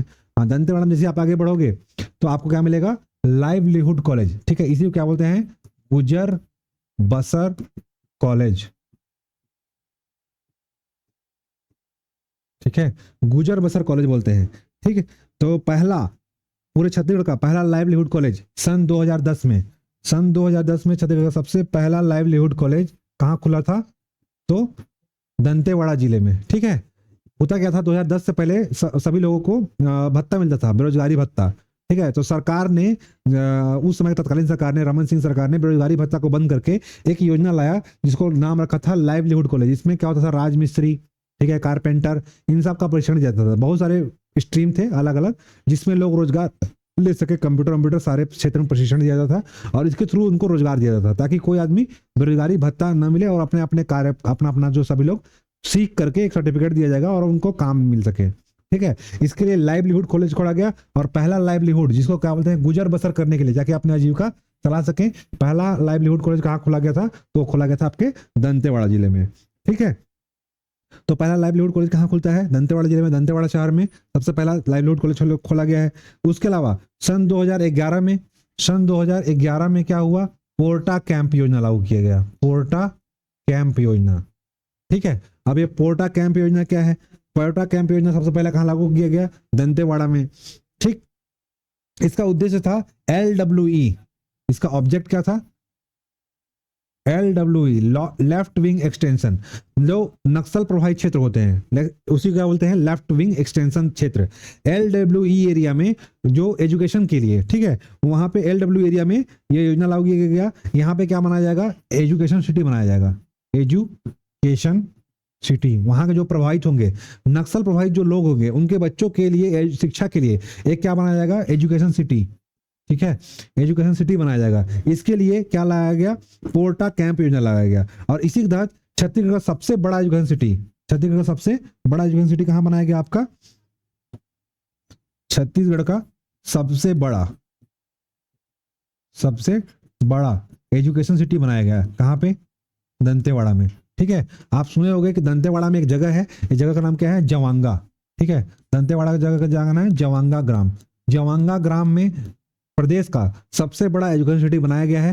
ठीक है, या इसका नाम वर्तमान में अटल बिहारी के नाम पर रखा गया है, अटल बिहारी वाजपेयी, अटल बिहारी के नाम पर रखा गया है। अटल बिहारी वाजपेयी हमारे माननीय पूर्व प्रधानमंत्री, ठीक है, माननीय महानतम बोल सकते हैं, है ना, अटल बिहारी वाजपेयी पूर्व प्रधानमंत्री के नाम पर इसका नाम रखा गया है। ठीक है, जो कि एजुकेशन सिटी है ना, ये गीदम विकास खंड के अंदर आता है। ठीक, जवांगा ग्राम एजुकेशन सिटी गीदम विकास खंड का आता है, जिसका नाम वर्तमान में अटल बिहारी वाजपेयी के नाम पर कर दिया गया है। ठीक है, चलिए जवांगा ग्राम। ठीक, अटल बिहारी वाजपेयी के नाम पर इसका नाम कब किया गया था? तो 2017 में अटल बिहारी वाजपेयी के नाम पर किया गया था। जबकि 2011 में क्या आया था? LWE के लिए पोर्टा कैंप योजना। पोर्टा कैंप योजना के तहत क्या किया गया? एजुकेशन सिटी की स्थापना की गई। काहे के लिए? नक्सल प्रभावित जो बच्चे थे, जो लोग थे, उनके बच्चों के एजुकेशन के लिए ये स्थापना किया गया। ऐसा छत्तीसगढ़ का सबसे पहला कैंप कहाँ लगाया गया? दंतेवाड़ा जिले के, है ना, दंतेवाड़ा के शहर में लगाया गया था। ठीक है, पहला 2011 दंतेवाड़ा जिले में लगाया गया था पहला पोर्टा कैंप योजना। इसके बाद आपका आता है 2015 का आता है। 2015 में क्या होता है? 2015 में जब निर्भया कांड होता है, इसलिए निर्भया यही पास बनता है दंतेवाड़ा में, छत्तीसगढ़ का निर्भया कमांड सेंटर। ठीक है, Nirbhaya command centre, Nirbhaya command centre की स्थापना कहाँ होती है? दंतेवाड़ा जिले में होती है। तो छत्तीसगढ़ का पहला निर्भया कमांड सेंटर कहाँ बनता है? दंतेवाड़ा जिले में। यहीं पे नारी सशक्तिकरण केंद्र, निर्भया कमांड सेंटर काहे के लिए बना था? नारी के सशक्तिकरण करने के लिए। ठीक है, निर्भया कमांड सेंटर काहे के लिए बनाया गया था? नारी सशक्तिकरण के लिए, नारी सशक्तिकरण होते हो, नारी के सशक्तिकरण के लिए, नारी सशक्तिकरण हेतु क्या बनाया गया था? Nirbhaya command centre. वो भी पहला कहाँ खुला था? आपके दंतेवाड़ा जिले में। ठीक है, तो छत्तीसगढ़ का पहला निर्भया केंद्र कहाँ खुला गया है? देखो, छत्तीसगढ़ का पहला पोर्टा कैंप योजना दंतेवाड़ा जिले में, पहला लाइवलीहुड कॉलेज दंतेवाड़ा जिले में, पहला निर्भया कमांड सेंटर दंतेवाड़ा जिले में। ठीक है, ये सारे पहले कहाँ शुरुआत हुआ था? दंतेवाड़ा जिले से शुरू हुआ था। इसके अलावा 2015 में छत्तीसगढ़ का पहला हाट बाजार, 2015 में छत्तीसगढ़ का पहला हाट बाजार, जहां पे जैविक खेती की सेल होती है। ठीक है, जैविक जो उत्पाद होते हैं उनकी सेल होती है। ये भी पहला हाट बाजार कहाँ खोला गया था? आपके दंतेवाड़ा जिले में खोला गया था। ठीक ठीक है, पहला जैविक बाजार हाट बाजार सन 2015 में। इसके बाद 2015 में छत्तीसगढ़ का पहला घुड़सवार रेजिमेंट, 2015 में ही छत्तीसगढ़ का पहला घुड़सवार रेजिमेंट, ये भी कहाँ तैयार हुआ, दंतेवाड़ा जिले में। छत्तीसगढ़ का पहला घुड़सवार रेजिमेंट कहाँ बनता है, दंतेवाड़ा जिले में, छत्तीसगढ़ का पहला घुड़सवार रेजिमेंट। ठीक है, इसके अलावा 2017 में देश का पहला पीपीओ कॉल सेंटर, ठीक है, यहाँ पे पीपीओ कॉल सेंटर कहाँ बनाया था, युवाओं को रोजगार देने के उद्देश्य से देश का पहला युवा पीपीओ कॉल सेंटर बनाया गया था। ठीक है, युवा पीपीओ कॉल सेंटर कहाँ बनाया गया था, दंतेवाड़ा जिले में। इसके बाद 2019 में ई रिक्शा कार्यक्रम के तहत पहली बार महिलाओं को ई रिक्शा कार्यक्रम ही शुरू किया गया। ई रिक्शा कार्यक्रम वितरण शुरू किया गया महिलाओं को, कहाँ से, दंतेवाड़ा जिले से। तो दंतेवाड़ा जिले से पहले क्या देखा, पहला तो आपका लाइवलीहुड कॉलेज कहाँ से खुला है 2010 में, दंतेवाड़ा जिले से। 2011 में पोर्टा कैंप योजना यहीं से लागू हुआ। ठीक है, LWE यानी कि लेफ्ट विंग एक्सटेंशन, नक्सल प्रभावित बच्चों के लिए एजुकेशन सिटी बनाया गया। जवांगा ग्राम सबसे बड़ा एजुकेशन सिटी कहाँ बनाया गया था, दंतेवाड़ा जिले गिदम विकास खंड में, जिसका नाम अटल बिहारी वाजपेयी के नाम पर कर दिया गया है। 2015 में निर्भया कमांड सेंटर की स्थापना दंतेवाड़ा जिले में की गई नारी सशक्तिकरण के लिए। 2015 में पहला हाट जैविक बाजार की स्थापना दंतेवाड़ा जिले में की गई। 2017 में पीपीओ कॉल सेंटर, ठीक है, पीपल टू पीपल, है ना। उसके बाद 2019 में ई रिक्शा कार्यक्रम तक महिलाओं को क्या दिया गया, पहली बार ई रिक्शा वितरण कार्यक्रम भी यहीं से शुरू किया गया। ठीक है,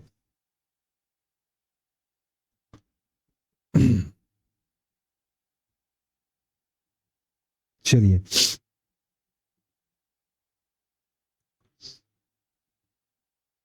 ये तो था आपका दंतेवाड़ा था।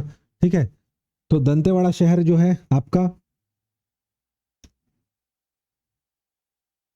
दंतेवाड़ा शहर में इतना सारा चीज हम लोग देखे, है ना। इसके अलावा यहाँ पास दंतेवाड़ा जिले में जो है डंकनी और शंखनी के संगम पर एक माता गुड़ी की स्थापना की गई है।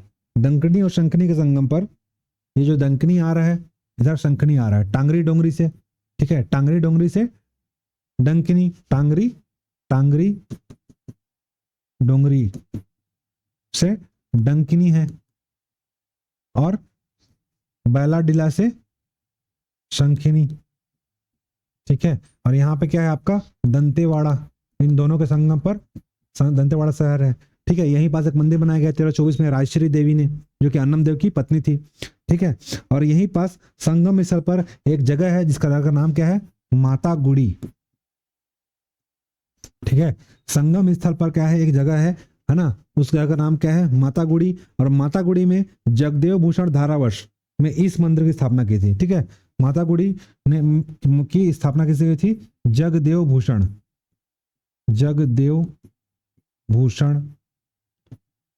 धारावर्ष, जो कि छिंदक नागवंश के राजा थे, है ना, जगदेव भूषण धारावर्ष। इन्होंने माता गुड़ी में जगदेव इस मंदिर की स्थापना की। यहाँ पे 32 माताओं के मंदिर की स्थापना की। ठीक है, यहाँ पास भी जैसे 32वां मंदिर बारसूर में है, यहीं पास 32 माताओं के मंदिर की स्थापना की, इन्होंने की थी जगदेव भूषण धारावर्ष ने, जो छिंदक नागवंशी राजा थे। इन्होंने दंतेवाड़ा जिले के संगम पर, है ना, यहीं पास माता गुड़ी की स्थापना की। माता गुड़ी की स्थापना में क्या किया, इन्होंने 32 माताओं का मंदिर बताया था। 31 माता प्लस दंतेश्वरी मिलकर क्या बनती है, 32 माता। इसमें पहली कौन है, मावली माता, और सबसे छोटी बहन कौन है, हिमलाजिन माता। ठीक है, इसके अलावा यहाँ पे कई सारे बताया था अलग अलग बहन है, जैसे कि आपका पेंड्रावाड़ी, जो पेंड्रा के नाम से पेंड्रावाड़ी, बिलाई माता, ठीक है, हिंगलाजिन माता, तेलिन माता, जो कि बिलाई धमतरी में है। तो ऐसे कई माता है छत्तीसगढ़ में, तो इन सब क्या है, दंतेश्वरी माता की बहन है। ठीक है, तेलिन माता, बिलाई माता, पेंड्रावाड़ी माता, ये सब क्या है, दंतेश्वरी माता की बहन, जहां जहां आप नाम सुने होंगे, ये सब क्या है, सभी दंतेश्वरी माता की बहन है। ठीक है, तो 32 माताओं के मंदिर की स्थापना किसने की थी, जगदेव भूषण धारावर्ष ने। और कहाँ पे, दंतेवाड़ा में माता गुड़ी की स्थापना किसने की है, माता गुड़ी में 32 माताओं के मंदिर की स्थापना किसने की है, तो जगदेव भूषण धारावर्ष, जो कि कौन से, छिंदक नागवंशी राजा थे। ठीक है, इसके बाद आपका जो आता है एनएमडीसी के बारे में हम लोग पढ़े थे, याद रखना। एनएमडीसी पहला जो जगह था, वो हीरे की खुदाई करने वाला एकमात्र कंपनी था। ठीक है, एनएमडीसी। ठीक है, चलिए ये तो हम लोग दंतेवाड़ा जगह पे घूम लिए। अब दंतेवाड़ा से कहाँ आते हैं हम लोग, दंतेवाड़ा सीधा कहाँ आते हैं हम लोग, ये 2 स्टेट हाईवे है, एक स्टेट हाईवे नंबर 5 अभी हम लोग पढ़े थे। क्या हो रहा है? ठीक है,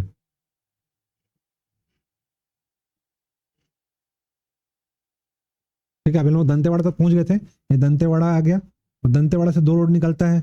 एक है स्टेट हाईवे नंबर 5 जो कहाँ चल जाएगा, सुकमा, और एक स्टेट हाईवे नंबर 27 यहाँ से निकल जाएगा दंतेवाड़ा से, और ये कहाँ चल जाएगा, कोंटा। ठीक है, तो जैसे ही दंतेवाड़ा से हम लोग कहाँ बढ़ेंगे, सुकमा की ओर बढ़ेंगे। दंतेवाड़ा से सुकमा की ओर बढ़ेंगे तो यहाँ पे क्या पड़ेगा, एक जगह है, इस जगह का नाम क्या है, कुआ कोंडा। ठीक है, कुआ कोंडा। ठीक है, दंतेवाड़ा से आगे बढ़ेंगे, इस जगह का नाम क्या है, कुआ कोंडा। कुआ कोंडा से आप आगे आओगे तो एक यहाँ से पीडब्ल्यू रोड निकलता है।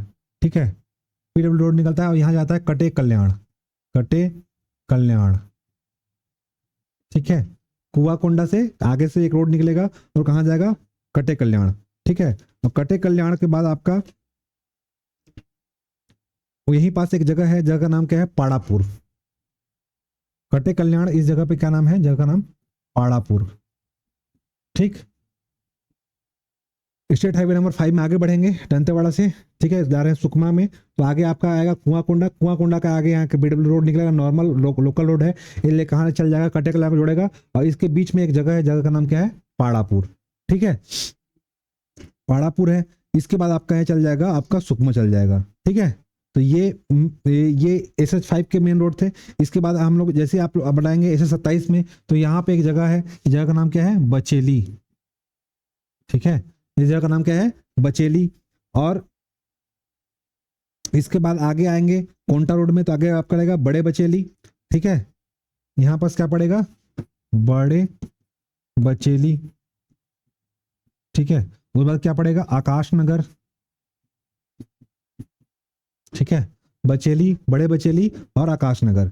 ठीक है, चलिए, बचेली में याद रखना, बचेली में यहाँ पास एक पहाड़ है। ठीक है, जो बताया था नीचे में कौन सी पहाड़ी है, बैला डीला की पहाड़ी। ठीक है, तो बैला डीला की पहाड़ी काहे के लिए फेमस है, लोहे को उत्खनन के लिए। ठीक है, तो बचेली में ही जो सबसे बड़ी पहाड़ी है बैला डीला की, और सबसे ऊंची चोटी है, उस चोटी का नाम क्या है, मैं ऊपर बना दिया हूँ जानबूझ के ताकि आपको दिखाने के लिए। यहाँ पे एक चोटी है, सब बैला डीला पहाड़ी सबसे ऊंची चोटी का नाम क्या है, नंदीराज, जो कि दक्षिण की सबसे ऊंची है, जिसकी ऊंचाई कितनी है, 1210 मीटर। ठीक है, 1210 मीटर ऊंचाई के साथ यह छत्तीसगढ़ की दूसरी सबसे ऊंची चोटी है। ठीक है, नंदीराज चोटी, नंदीराज, क्योंकि बैल का डील ऐसा होता है, ऐसा होता है, और डील क्या होता है, उठा हुआ होता है, इसीलिए नाम क्या पड़ा इसका, बैला डीला। और बैला डीला पहाड़ी सबसे ऊंची चोटी नंदीराज कहाँ है, बचेली में। ठीक है, बचेली में आपका नंदीराज चोटी पड़ता है, और नंदीराज चोटी की ऊंचाई कितनी है, 1210 मीटर हाइट के साथ, यह छत्तीसगढ़ की दूसरी ऊंची चोटी है। ठीक है, या दक्षिण छत्तीसगढ़ की सबसे ऊंची चोटी बोल सकते हैं। दक्षिण छत्तीसगढ़ की सबसे ऊंची चोटी कौन सी है, बैला डीला। ठीक है, उसके बाद आगे आप पे आओगे बड़े बचेली, तो बड़े बचेली में क्या है, यहाँ पे बड़े बचेली में नगर नार का संयंत्र स्थापित किया गया है, NMDC में। ठीक है, NMDC का संयंत्र कहाँ स्थापित किया गया है, बड़े बचेली में। ठीक है, बड़े बचेली में NMDC का संयंत्र की स्थापना की गई है। ठीक है, बड़े बचेली में NMDC के संयंत्र की स्थापना की गई है। इसके पश्चात आगे आओगे तो बड़े बचेली में ही एक जगह है, यहाँ पे पहाड़ी में एक शिवलिंग है, जो विश्व का, ठीक है, भारत का नहीं, विश्व का दूसरा सबसे बड़ा ऊंचा शिवलिंग है। देखो बचेली शहर है, बचेली वहीं पर बैलाडीला पहाड़ी में से देख रहे हो ना, ये पूरा पहाड़, पहाड़ में क्या है, लोहा खनन हो रहा है। ठीक है, तो पहाड़ में ही क्या है, पूरा लोहा खनन चल रहा है, ये बैलाडीला पहाड़ में ही, बैलाडीला पहाड़ में ही क्या चली है, बचेली शहर स्थित है। बैलाडीला पहाड़ी याद रखना है, बैलाडीला की जो पहाड़ी है, बैला बैला डीला की जो पहाड़ी है 3600 मीटर, यानी कि लगभग 3.5 किलोमीटर में फैला हुआ है ये। ठीक है, चौड़ाई चौड़ाई 3.5 किलोमीटर में फैला हुआ है। ठीक है, जहां पे हमको क्या पड़ता है, सबसे पहले बचेली, फिर बड़े बचेली, फिर बड़ा डीला। ठीक है, तो बचेली शहर स्थित है, देख रहे हो पहला डीला पहाड़ी में कितना सुंदर नजारा है। ठीक है, यहीं पास आगे आप बढ़ोगे तो किरंदुल मिलेगा, जो कि बैला डीला पहाड़ी का, पहाड़ी के बैला डीला पहाड़ी में है। सबसे पहले क्या पड़ेगा, बड़ा पहाड़ी में बचेली, फिर बड़े बचेली, फिर किरंदुल। ठीक है, यहीं से एक ट्रेन रूट गया है, तो किरंदुल से कहाँ गया है आपका, कोट्टा लवासा, कोट्टा लवासा, ठीक है। 1966 में बना था, काय के लिए, लोहे ढुलाई के लिए, है ना, बनाया गया था। तो ये पूरा लोहे संयंत्र स्थापित है यहाँ पे, ठीक है, किरंदुल में, ठीक। तो यार हाँ, मैं क्या दिखा रहा था, बड़े बचेली में एक शिवलिंग है, ठीक है, वो शिवलिंग जो है दिखा रहा हूं मैं, ये बड़े बचेली में ये क्या है, शिवलिंग है, जो कि विश्व का दूसरा बड़ा शिवलिंग है, दूसरा बड़ा शिवलिंग है, ठीक है। विश्व का दूसरा बड़ा शिवलिंग कहाँ है, बड़े बचेली में। पहला भी हमारे छत्तीसगढ़ में है, पहला कहाँ है, गरियाबंद में, है ना। उनका नाम क्या है, भूतेश्वर नाथ मंदिर, ठीक है।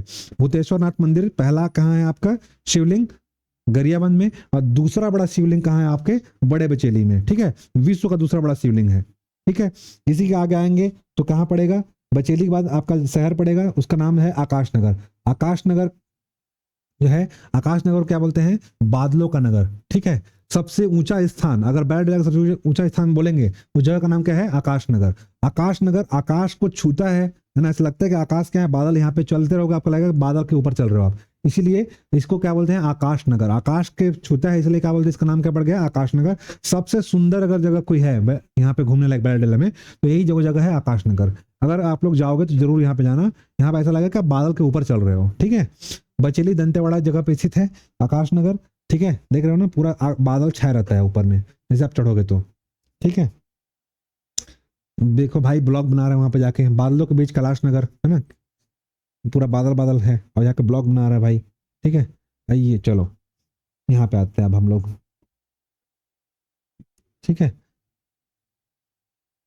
पैरेलल पहाड़ी हम लोग कहाँ थे, बचेली, बड़े बचेली में क्या मिला हम लोग को, बड़े बचेली में हम लोग को मिला यहाँ पे शिवलिंग, ठीक है। एनएमडीसी का संयंत्र यहीं पे स्थापित किया गया है, ठीक है। उसके बाद हम लोग को आगे क्या मिलेगा, आकाशनगर। इसे ही आकाशनगर क्या बोलते हैं, मध्य भारत का कश्मीर। आकाशनगर का एक नाम है, आकाशनगर क्या बोलते हैं, मध्य भारत का कश्मीर, ठीक है। देख रहे हो ना, पूरा बादल छाया हुआ रहता है ना। तो मध्य भारत का कश्मीर किसको बोलते हैं, आकाशनगर को, ठीक, ठीक है। इसके बाद आपका आता है किरंदुल। किरंदुल में यहाँ पे एनएमडीसी का माइंस है, ठीक है। 11C नंबर का माइंस रोड है, जिसे बोलते हैं मिनी उत्तराखंड और बस्तर, ठीक है। किरंदुल क्या बोलते हैं, मिनी उत्तराखंड, है ना। उत्तराखंड के रोड टाइप के देख रहे हो ना, पूरा चारों तरफ घाटी घाटी है, तो किरंदुल को मिनी बात के बसते हैं। ये बैराडीला पहाड़ी का संयंत्र है ना, स्थापना किया गया उसका, ठीक। ये देख सकते हो आकाशनगर का नजारा है, ठीक है। ये सब पूरा बस्तर का है रोड व्यू। ये है आपका लॉ एस प्लांट, एनएमडीसी का, एनएमडीसी का लॉ एस प्लांट, है ना। ये प्लांट है पूरा, पहाड़ में स्थापना किया गया है, ठीक। आकाशनगर आ गया, ठीक।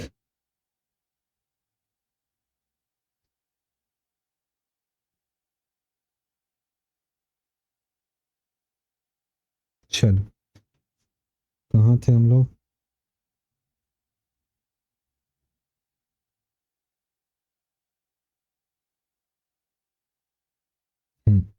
ठीक है। देखो बैलाडीला के पहाड़ी से ना नंदीराज चोटी है ना। कहाँ है, बल्लीराज में क्या है, नंदीराज। यहाँ पे चोटी का नाम क्या है, नंदीराज। ये नंदीराज से एक नदी निकलती है, ठीक है। इस नदी का नाम क्या है, शंखनी नदी, और एक क्या है, डंकनी। तो शंखनी नदी यहाँ से क्या नदी निकलती है, इसका नाम क्या है, शंखिनी। और यहाँ पे क्या है, चट्टान पूरा हेमेटाइट लोहा है। लोहे में क्या होता है, लोहे में अगर आप पानी डाल दो तो क्या हो जाएगा, जंग लग जाता है, मूर्छा, है ना, लाल रंग हो जाता है, ठीक है। तो लाल रंग होने का कारण, क्योंकि यहाँ से लोहा निकल रहा है, देख रहे हो पूरा लोहा निकल रहा है, तो लोहा की वजह से क्या होता है, ये नदी, इसमें क्या होता है, लोहे का अंश मिल जाते हैं। अंश मिलने से क्या होता है, नदी का जल क्या होता है, बहुत ज्यादा लाल हो जाता है, इसीलिए इसको बोलते हैं रक्ताभ, ठीक है। और ये छत्तीसगढ़ की सबसे प्रदूषित नदी है। पूछ सकता है छत्तीसगढ़ की सबसे प्रदूषित नदी कौन सी है, क्योंकि ये देखो ये पहाड़ है, पहाड़ से निकल रहा है, नीचे गिर रहा है, तो ज्यादातर क्या होगा, लोहे के अंश की मात्रा होगी, और लोहे के अंश की मात्रा होने से क्या होगा, इसमें क्या हो जाएगा, लाल रंग इसमें मिल जाएगा, ठीक है, क्योंकि जंग लगेगा तो क्या हो जाएगा, जंग जंग का रंग कैसा होता है, लाल हो जाता है। ठीक है, लोहे से अधिकता होने के कारण क्या होता है, पानी से क्रिया कर लेता है और वहां के जो रंग हो जाता है उसकी वजह से क्या होता है, लाल हो जाता है। ठीक है, ये मिट्टी इसमें लाल होने के कारण इसका नदी का रंग कैसा होता है, रक्ताभ यानी कि लाल। इसीलिए छत्तीसगढ़ की सबसे प्रदूषित नदी, सबसे ज्यादा लोहे की मात्रा इसमें मिल जाती है, इसलिए ये पीने लायक भी नहीं होता। ठीक है, तो और सबसे ज्यादा लोहे के कण मिश्रित होते हैं, इसलिए इस नदी का रंग क्या होता है, लाल। इसलिए छत्तीसगढ़ की सबसे प्रदूषित नदी कौन सी है, शंखनी नदी। ठीक है, चूंकि इसका जल रक्ताब होता है इसलिए इसकी सबसे प्रदूषित नदी क्या है आपका, शंखनी नदी। ठीक है, तो ये कहां से निकलती है, बैलाडीला के नंदीराज से। ठीक है, यहीं से एक और नदी निकलती है, उस नदी का नाम क्या है, मालेंगर, है ना। यहाँ से एक नदी निकलती है, यहाँ से एक नदी निकल रही है, और इस नदी का नाम क्या है, मालेंगर। बैलाडीला के नंदीराज से ही कहाँ निकल रही है, एक नदी निकल रही है जिस नदी का नाम क्या है, मालेंगर नदी। ठीक है, और ये मालेंगर नदी जा करके सबरी में जाके मिल जाती है, ये सबरी नदी है। ठीक है, ये सबरी नदी है, ये आपका सुकमा जिला है, तो नीचे आपका सुकमा जिला है। मालेंगर जाकर कहाँ मिल जाएगी, शबरी में। ठीक है, और शबरी में जाके मिलती है तो केरला पाल के पास एक जलप्रपात बनाता है यहाँ पे जशबरी नदी में, यहाँ पास जाकर के सुकमा में केरला पाल है। ठीक है, यहाँ से ग्रेफाइट निकलता है, ये केरला पाल में जाकर के एक जलप्रपात बनाता है। इस जलप्रपात का नाम क्या है, मालगेर इंदुल, सॉरी। ठीक है, जबकि ये मालेंगर नदी पे एक जलप्रपात बनता है, कहाँ पे आपका दंतेवाड़ा में। ठीक है, कहाँ से निकल रहा है, नंदीराज बैलाडीला से। ठीक है, और यहाँ पास एक नदी जलप्रपात बनता है, इसका नाम क्या है, मालेंगर वाटरफॉल। ठीक है, यहाँ मालगेर नदी पर जलप्रपात बनेगा दंतेवाड़ा में, उसका नाम क्या है, मालेंगर वाटरफॉल। जबकि उसी नदी पर आगे जाकर के सुकमा में केरला पाल में जलप्रपात बनेगा, उसका नाम क्या है, मालेंगर इंदुल या मालगेर इंदुल जलप्रपात। तो मालगेर इंदुर या मालेंगर इंदु जलप्रपात कहाँ है, सबरी में। जबकि मालेंगर जलप्रपात कहाँ है आपका, दंतेवाड़ा। जैसे रानी दरहा और रानी दरहा ऐसा है ना, अलग अलग। वैसे यहाँ पे याद रखना कि इंदुल सब जुड़ गया, ये इंदुल सब जुड़ गया, वो कहाँ जाएगा आपका, सुकमा। केवल मालेंगर वाटरफॉल रहेगा, वो कहाँ जाएगा आपका, दंतेवाड़ा में। ठीक है, तो मालेंगर इंदुल वाटरफॉल कहाँ है, केरला पास पास सुकमा में। जबकि केवल मालेंगर वाटरफॉल कहाँ है, ये आपका कहाँ है आपका, तो ये है दंतेवाड़ा में। ठीक है, और शंखनी नदी जो छत्तीसगढ़ की सबसे जल रक्ताब है, क्यों, क्योंकि इसमें लोहे कण मिले होते हैं, इसलिए क्या होता है, इसका रंग लाल हो जाता है। ठीक है, चलिए बैलाडीला के बारे में हम लोग पढ़े थे। जो बैलाडीला जो है, बैलाडीला ये बैल के डील आकार का है, ऐसा है ना। ठीक है,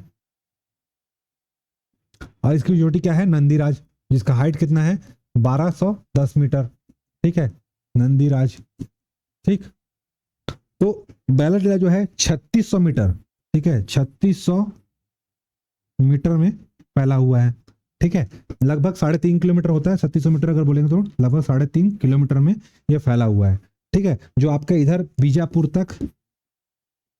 बीजापुर दंतेवाड़ा, नीचे आ जाएगा सुकमा, और पूर्व में क्या आ जाएगा, बस्तर।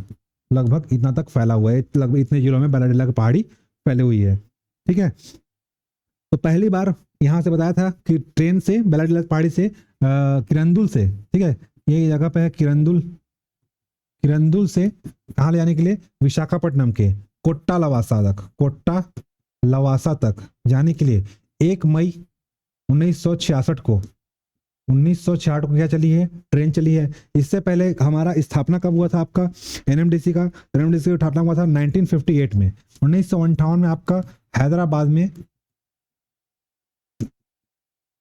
हैदराबाद में एनएमडीसी की स्थापना होता है, जबकि उप मुख्यालय हमारे दंतेवाड़ा जिले में खुल गया अभी हाल ही में, 2020 के बाद खुला है। ठीक है, तो आपका 1958 में हैदराबाद में खुलता है एनएमडीसी का मुख्यालय। भारत सरकार से एमओयू होने के बाद आपका किरंदुल से, क्योंकि लोहा लेके जाना था जापान, तो इसलिए कोट्टा लवासा आपका विशाखापट्टनम तक पोर्ट तक एक क्या बनाया है, रेलवे लाइन बिछाया गया जापान के सहयोग से। ठीक है, पहली बार बस्तर में रेलगाड़ी चली, तो पहली बार 1 मई 1960 को बस्तर क्षेत्र में पहली बार रेलगाड़ी चलती है। बस्तर क्षेत्र में पूछेगा पहली बार रेलगाड़ी कब चली। ठीक है, तो 1 मई 1966 लेबर डे के दिन क्या हुआ, पहली बार रेलगाड़ी चलाई गई कहाँ से, किरंदुल से कोट्टा लवासा तक, काहे के लिए, लोहा ले जाना था, ठीक है, इसीलिए क्या चलाया गया यहाँ पे, रेलगाड़ी चलाया गया, किसके सहयोग से, जापान के सहयोग से, ठीक है। याद रखना कि यहाँ पे बैलाडीला में 14 आयरन ओर है, माइन डिपॉजिट, 14 आयरन और मतलब क्या होता है, अयस्क आयरन के डिपॉजिट है, मतलब 14 जगह जो है लोहे मिलते हैं, ठीक है। जो लोहे की खोज की गई थी, तो ऐसे बैलाडीला में 14 ऐसी जगह है जहाँ से लोहा मिलता है, उसमें से याद रखना 12 जो जगह है, वो 12 जगह कहाँ है आपका, 14 में से 12 जगह है वो कहाँ है आपका, दंतेवाड़ा जिले में है। 12 और कहाँ है आपका, दंतेवाड़ा में है, ठीक है। 14 और है ना, इसमें 12 और कहाँ है, बैलाडीला में है, वही दंतेवाड़ा कहाँ पे, बैलाडीला में, ठीक है। जबकि जो 2 और है, ठीक है, 2 और है मालेंगर घाटी में, 2 और कहाँ है आपके, मालेंगर घाटी में, मालेंगर घाटी भी दिखाया था, है ना। ये मालेंगर घाटी कहाँ से निकल रही है, नंदिरा चोटी से आते हुए ये मालेंगर नदी पे, यहाँ पे बैलाडीला के नीचे है आपका जस्ट मालेंगर घाटी, तो 2 और कहाँ है आपका, मालेंगर घाटी में, ठीक है। हाँ, देख सकते हो ये आपका बैलाडीला है, यहाँ से नंदीराज से एक नदी निकल रही थी, ठीक है, ये मालेंगर नदी, तो नीचे क्या है, मालेंगर घाटी, और 2 और कहाँ है आपका, 2 और क्या आएगा, मालेंगर घाटी में, जबकि 12 और कहाँ आएगा आपका, दंतेवाड़ा जिले में, ठीक है, दंतेवाड़ा जिले का बैलाडीला में, ठीक। किरंदुल याद रखना, आयरन और डिपॉजिट नंबर 14, किरंदुल में जो है आयरन और का डिपॉजिट नंबर कितना है, 14 नंबर यहाँ पे स्थित है, आयरन और का डिपॉजिट नंबर 14 स्थित है किरंदुल में, ठीक। कहाँ गया किरंदुल,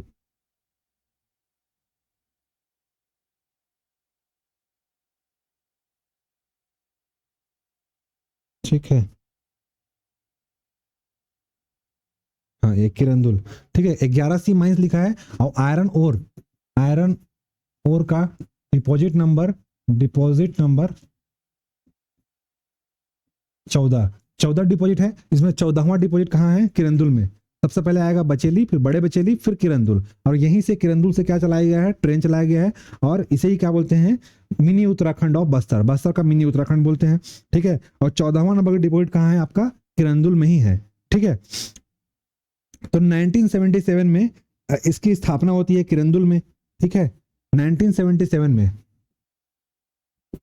एनएमडीसी की स्थापना कहाँ होती है, सबसे पहले किरंदुल में, ठीक है। स्थापना 1977 में होता है, जबकि बचेली में पहला माइंस खुलेगा 80 में, आयरन और नंबर 5, ठीक है। बचेली में आपका पहला माइंस खुलेगा,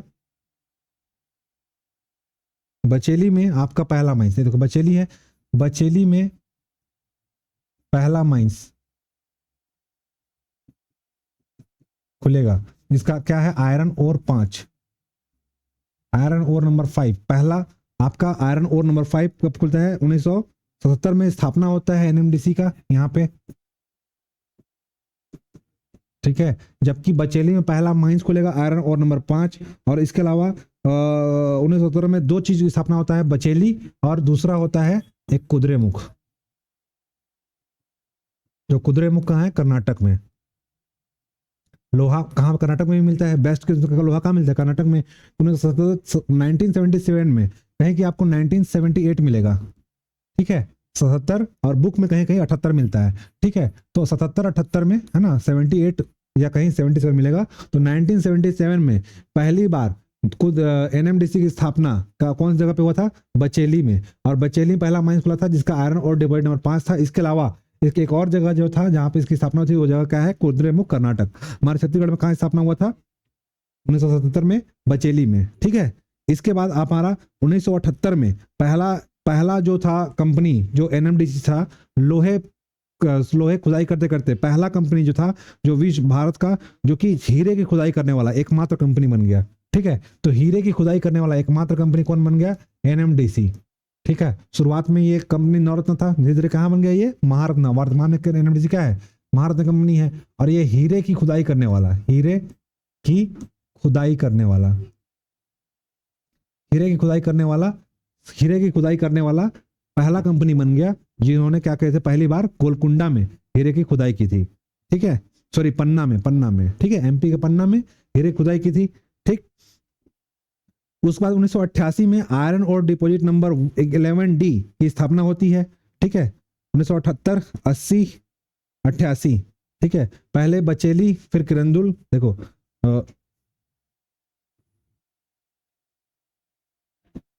1977 78, 70 कहीं कहीं 78 मिलेगा। यहाँ पे क्या होगा, बचेली में सबसे पहले आएगा, फिर 80 में किरंदुल में स्थापना होगा,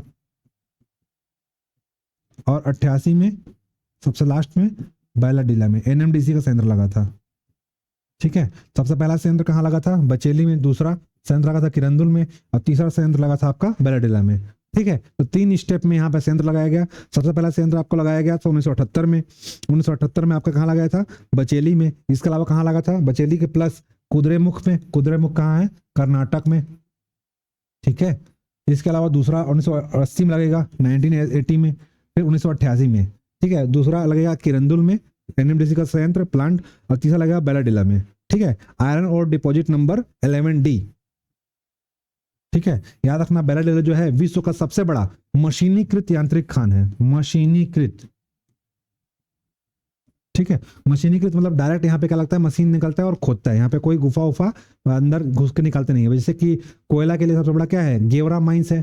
ठीक है, जो विश्व का सबसे बड़ा मशीनीकृत खान है। वैसे आपका जो बैलाडीला जो है विश्व का सबसे बड़ा लंबा कन्वेयर बेल्ट यहाँ बचेली में है, और इसका मशीनीकृत खान कहाँ है, बैलाडीला में है। ठीक है, अच्छा, सबसे बड़ा कन्वेयर बेल्ट वाला जो है, कन्वेयर बेल्ट वाला, कन्वेयर बेल्ट के थ्रू जाता है ना, जैसे लोहा। ठीक है, तो लोहा ले जाने के लिए क्या चाहिए, जगह चाहिए। जैसे कि ये देखो, ये बनाया गया बेल्ट, ये दिख रहा है ना, ये कन्वेयर बेल्ट है, ये दिख रहा है।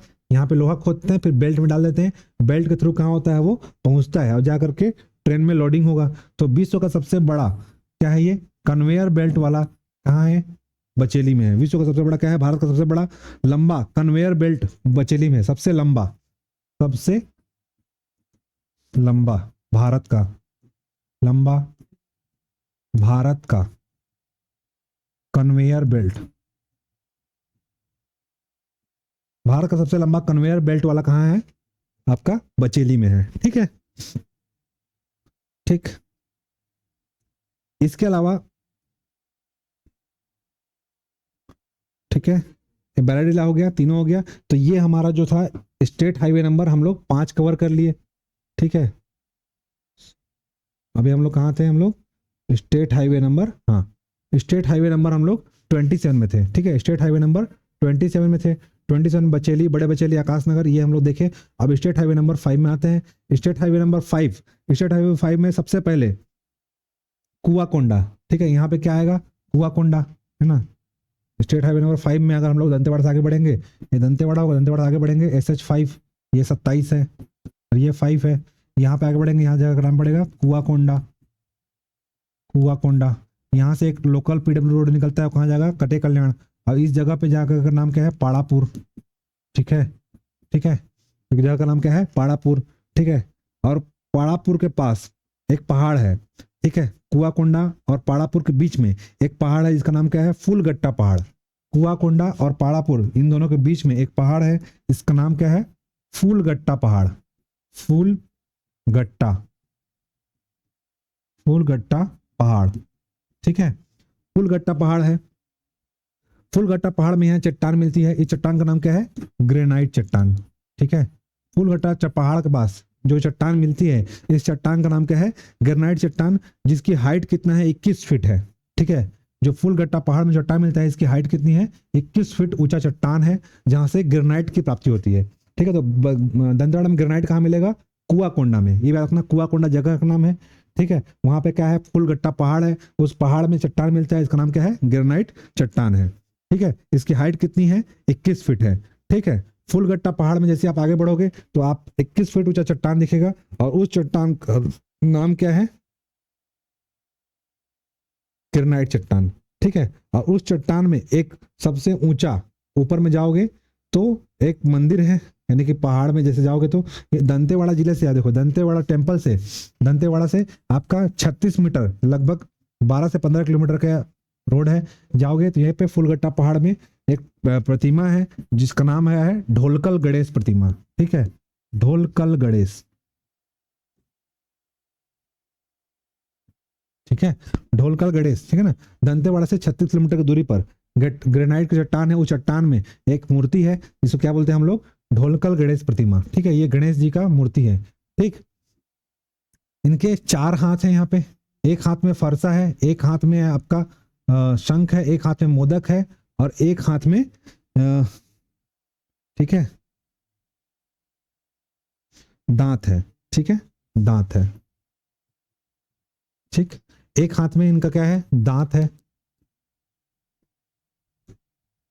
इस हाथ में दांत है, एक हाथ में फरसा है, इस हाथ में मोदक है, एक हाथ में शंख है। तो इनके 4 हाथ वाला जो क्या है गणेश जी है, ठीक है। और इसमें 4 हाथ में 4 तरीके का एक किंवदंती प्रचलित है कि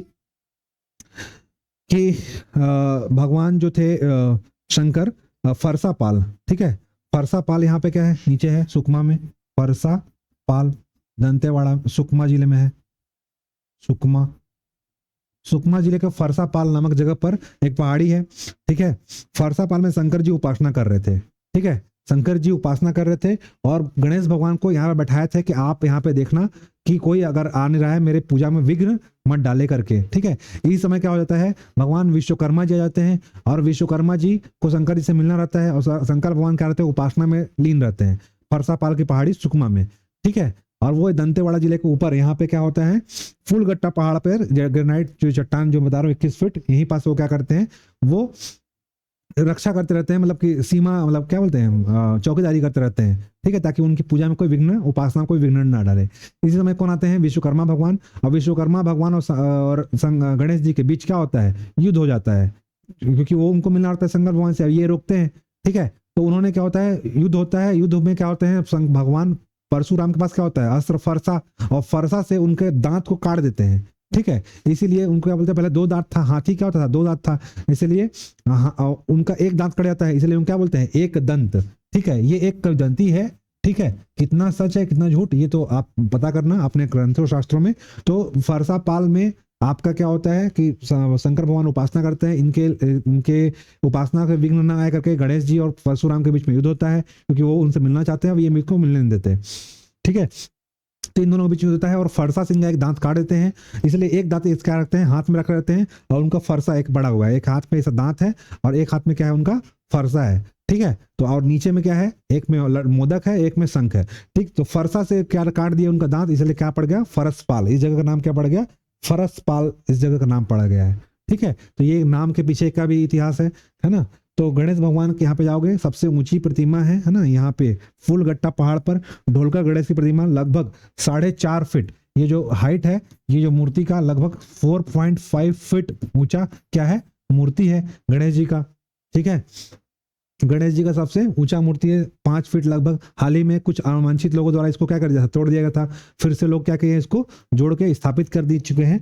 तो गणेश जी क्या कर रहे हैं, ये पूरे बेलाडीला एरिया के जंगल को क्या करते हैं, यहाँ से देखते रहते हैं और रक्षा करते हैं। तो गणेश जी का आशीर्वाद लेकर के आप लोग क्या करोगे, जरूर जाना यहाँ पे, और यहाँ पे जरूर आपका आशीर्वाद लेना है ना। तो गणेश जी का मूर्ति प्रतिमा यहाँ पे स्थापित है आपके कहाँ पे, ढोलकल गणेश में, है ना। ढोलकल गणेश बहुत अच्छा जगह है, ठीक। अब हम लोग कहाँ पढ़ेंगे, जैसे हम लोग आगे पढ़ेंगे, ये एसएच हम लोग कहाँ थे, हम लोग स्टेट हाईवे नंबर 5 में थे, ठीक है। स्टेट हाईवे 5 में आगे बढ़ते हैं, और आगे बढ़ने बाद हमको क्या मिला था,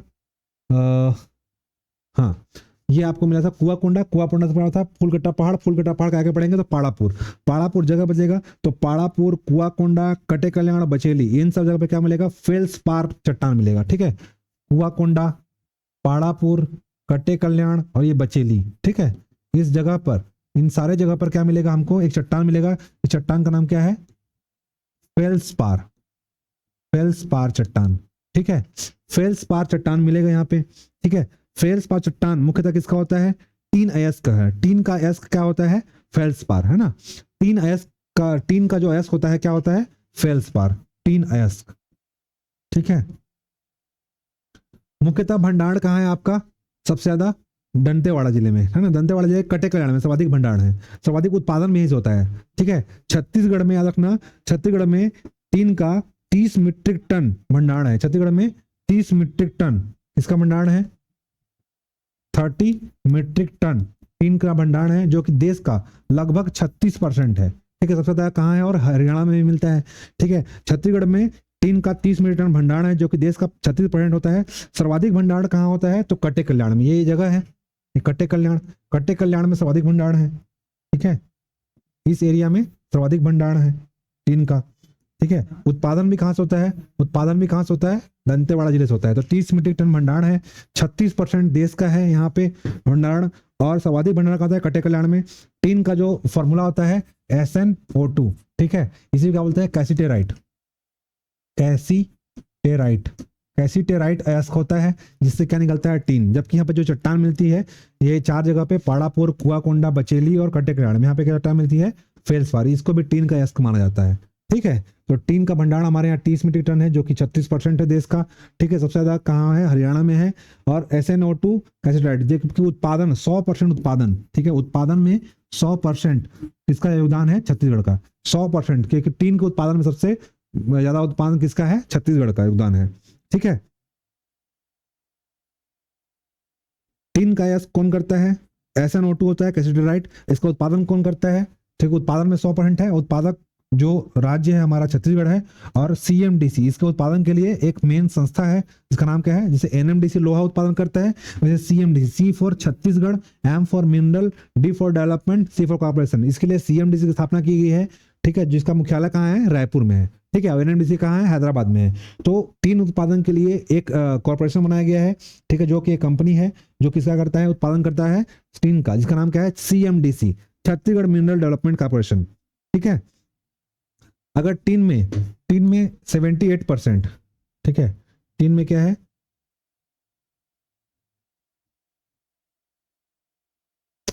ठीक, टीन में अगर 78 प्लस 22% कर दें, 78% क्या हो जाएगा, टीन और ब्रॉन्ज। लोहे में 22% टीन का यूज कर दें तो क्या मिल जाएगा, बेल मेटल। ठीक है, और टीन में 22% कांसा, 22% कांसा, तो क्या बन जाएगा, बेल मेटल। ठीक है, जबकि 20% कांसा यूज करते हैं टीन में। ठीक है, तो ये क्या बन जाता है आपका, ब्रॉन्ज यूज करेंगे तो क्या बन जाएगा आपका, कांसा बन जाएगा। ठीक है, अगर 22% ब्रॉन्ज यूज करेंगे तो क्या बनेगा, बेल मेटल, जबकि 20% ब्रॉन्ज यूज करेंगे तो क्या बनेगा, कांसा ही बन जाएगा। ठीक है, तो ये आपका जो होता है, तो होता है टिन का अयस्क, कैसीटेराइट। ठीक है, अच्छा, दंतेवाड़ा जिले में याद रखना कि दंतेवाड़ा जिले के पास अभी हम लोग पढ़े थे टांगरी डोंगरी की पहाड़ी। ठीक है, ये क्या था, टांगरी डोंगरी, यहां पास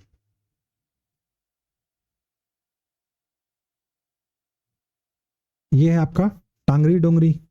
ठीक है, टांगरी डोंगरी की पहाड़ी से, टांगरी डोंगरी की पहाड़ी से बस्तर में एक नदी निकलती है और उस नदी का नाम क्या है, तोयर नाला। ठीक है, यहां से एक नदी निकल रही है टांगरी डोंगरी पहाड़ी से, इस नदी का नाम क्या है, तोयर नाला। ठीक है, तोयर नाला में, तोयर नाला में बस्तर में एक जलपात बनता है, इस जलपात का नाम क्या है, बागमुंडी, बागमुंडी वाटरफॉल। ठीक है, तोयर नाला पर एक बस्तर में जलपात बनता है, उसका नाम क्या है, बागमुंडी वाटरफॉल। ठीक है, जबकि तोयर नाला पर, जबकि तोयर नाला पर आपका, ये तोयर नाला दंतेवाड़ा में यहां से निकलता है टांगरी डोंगरी, टांगरी डोंगरी से, और जाकर के क्या मिलता है, डंकनी में तोयर नाला। ये क्या है, इस नदी का नाम क्या है, तोयर नाला। ठीक है, और जाग किस मिल जाएगा, डंकनी मिल जाता है। ये नदी कौन सी है, डंकिनी। तोयर नाला टांगरी डोंगरी की पहाड़ी से निकल रही है और बस्तर में उसी नदी पर एक जलपात बनता है, उसका नाम क्या है, बागमुंडी वाटरफॉल। जबकि वही नाला जब हमारे दंतेवाड़ा जिले में आती है, दंतेवाड़ा जिले में जाकर कहाँ मिल जाएगा, डंकनी में। ठीक है, डंकनी नदी मिलती है, तो यहाँ पर जो वाटरफॉल बनता है, इस वाटरफॉल का नाम क्या है, झारा लावा वाटरफॉल, झारा लावा। ठीक है, यहाँ पर जो जलपात बनेगा उसका नाम क्या है, झारा लावा वाटरफॉल। याद रखना, झारा लावा वाटरफॉल तोयर नाला पर बनता है दंतेवाड़ा में, जबकि बागमुंडी वाटरफॉल वो कहाँ बनता है, आपके जशपुर जिले में। ठीक है, तो याद रहेगा, तोयर नाला वाटरफॉल दंतेवाड़ा जिले में, टांगरी डोंगरी पहाड़ी से, कोई भी याद रखना, कोई भी नदी जो है पहाड़ से गिर रहा है मतलब क्या बनेगा, वाटरफॉल बनाएगा ही बनाएगा। ठीक है, कोई पहाड़ी से गिर रहा है मतलब क्या होगा, वाटरफॉल बनेगा। तो जब बस्तर में गिरता है तो उसको क्या बोलते हैं, बाघमुंडी। ब फॉर बस्तर, ब फॉर बाघमुंडी। और जैसे दंतेवाड़ा क्रॉस करके आएगा, ठीक है, टांगरी डोंगरी पहाड़ी से, तब यहाँ पर जो ये डंकनी में गिरने से पहले ये वाटरफॉल आता है, इस जगह, इस वाटरफॉल का नाम क्या है, झारा लावा वाटरफॉल।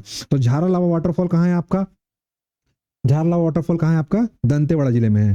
ठीक है, जबकि यहाँ पे बैरडीला की पहाड़ी है, ये बैरडीला की पहाड़ी है, ये बैरडीला के पहाड़ी से एक नदी निकल रही है, इस नदी का नाम क्या है, फूल नदी। ठीक है, फूल नदी, फूल नदी निकल रही है, और यहीं पास क्या है, फूलपाड़ पहाड़। ठीक है, यहां से एक नदी निकल रही है, ये बैरडीला की पहाड़ी है। एक बार मैं डालता हूँ यहाँ पे, ये है बैरडीला की पहाड़ी। ठीक है, बैरडीला की पहाड़ी से एक नदी निकल रही है। ठीक है, इस नदी का नाम क्या है, फूल नदी। ठीक है, फूल नदी जब क्या करती है, फूलपाड़ पहाड़, फूलपाड़ पहाड़ को क्रॉस करती है। ठीक है, फूल नदी जो है, यहाँ पे नीचे एक पहाड़ है, इसका नाम क्या है, फूलपाड़ पहाड़, फूलपाड़ पहाड़। ठीक है, यहाँ से नदी निकल रही है जिसका नाम क्या है, फूल नदी। फूल नदी पर क्या है, फूलपाड़ पहाड़। इसी के पहाड़, फूल नदी आगे जाके कहाँ चल जाएगी, सुकमा। ठीक है, और सुकमा शहर पूछे किस नदी किनारे है, तो फूल नदी किनारे है। ठीक है, अगर एग्जाम में पूछता है कि सुकमा शहर किस नदी किनारे है, तो फूल नदी किनारे है। जब फूल नदी क्रॉस करेगी फूलपाड़ पहाड़ को, तो यहीं पास क्या है, औरनपुर की घाटी है। ठीक है, यहीं पास अरनपुर घाटी है, और यहीं पास क्या बनता है, फूलपौड़ वाटरफॉल। ठीक है, फूल नदी देखो बड़े में दिखाते हैं,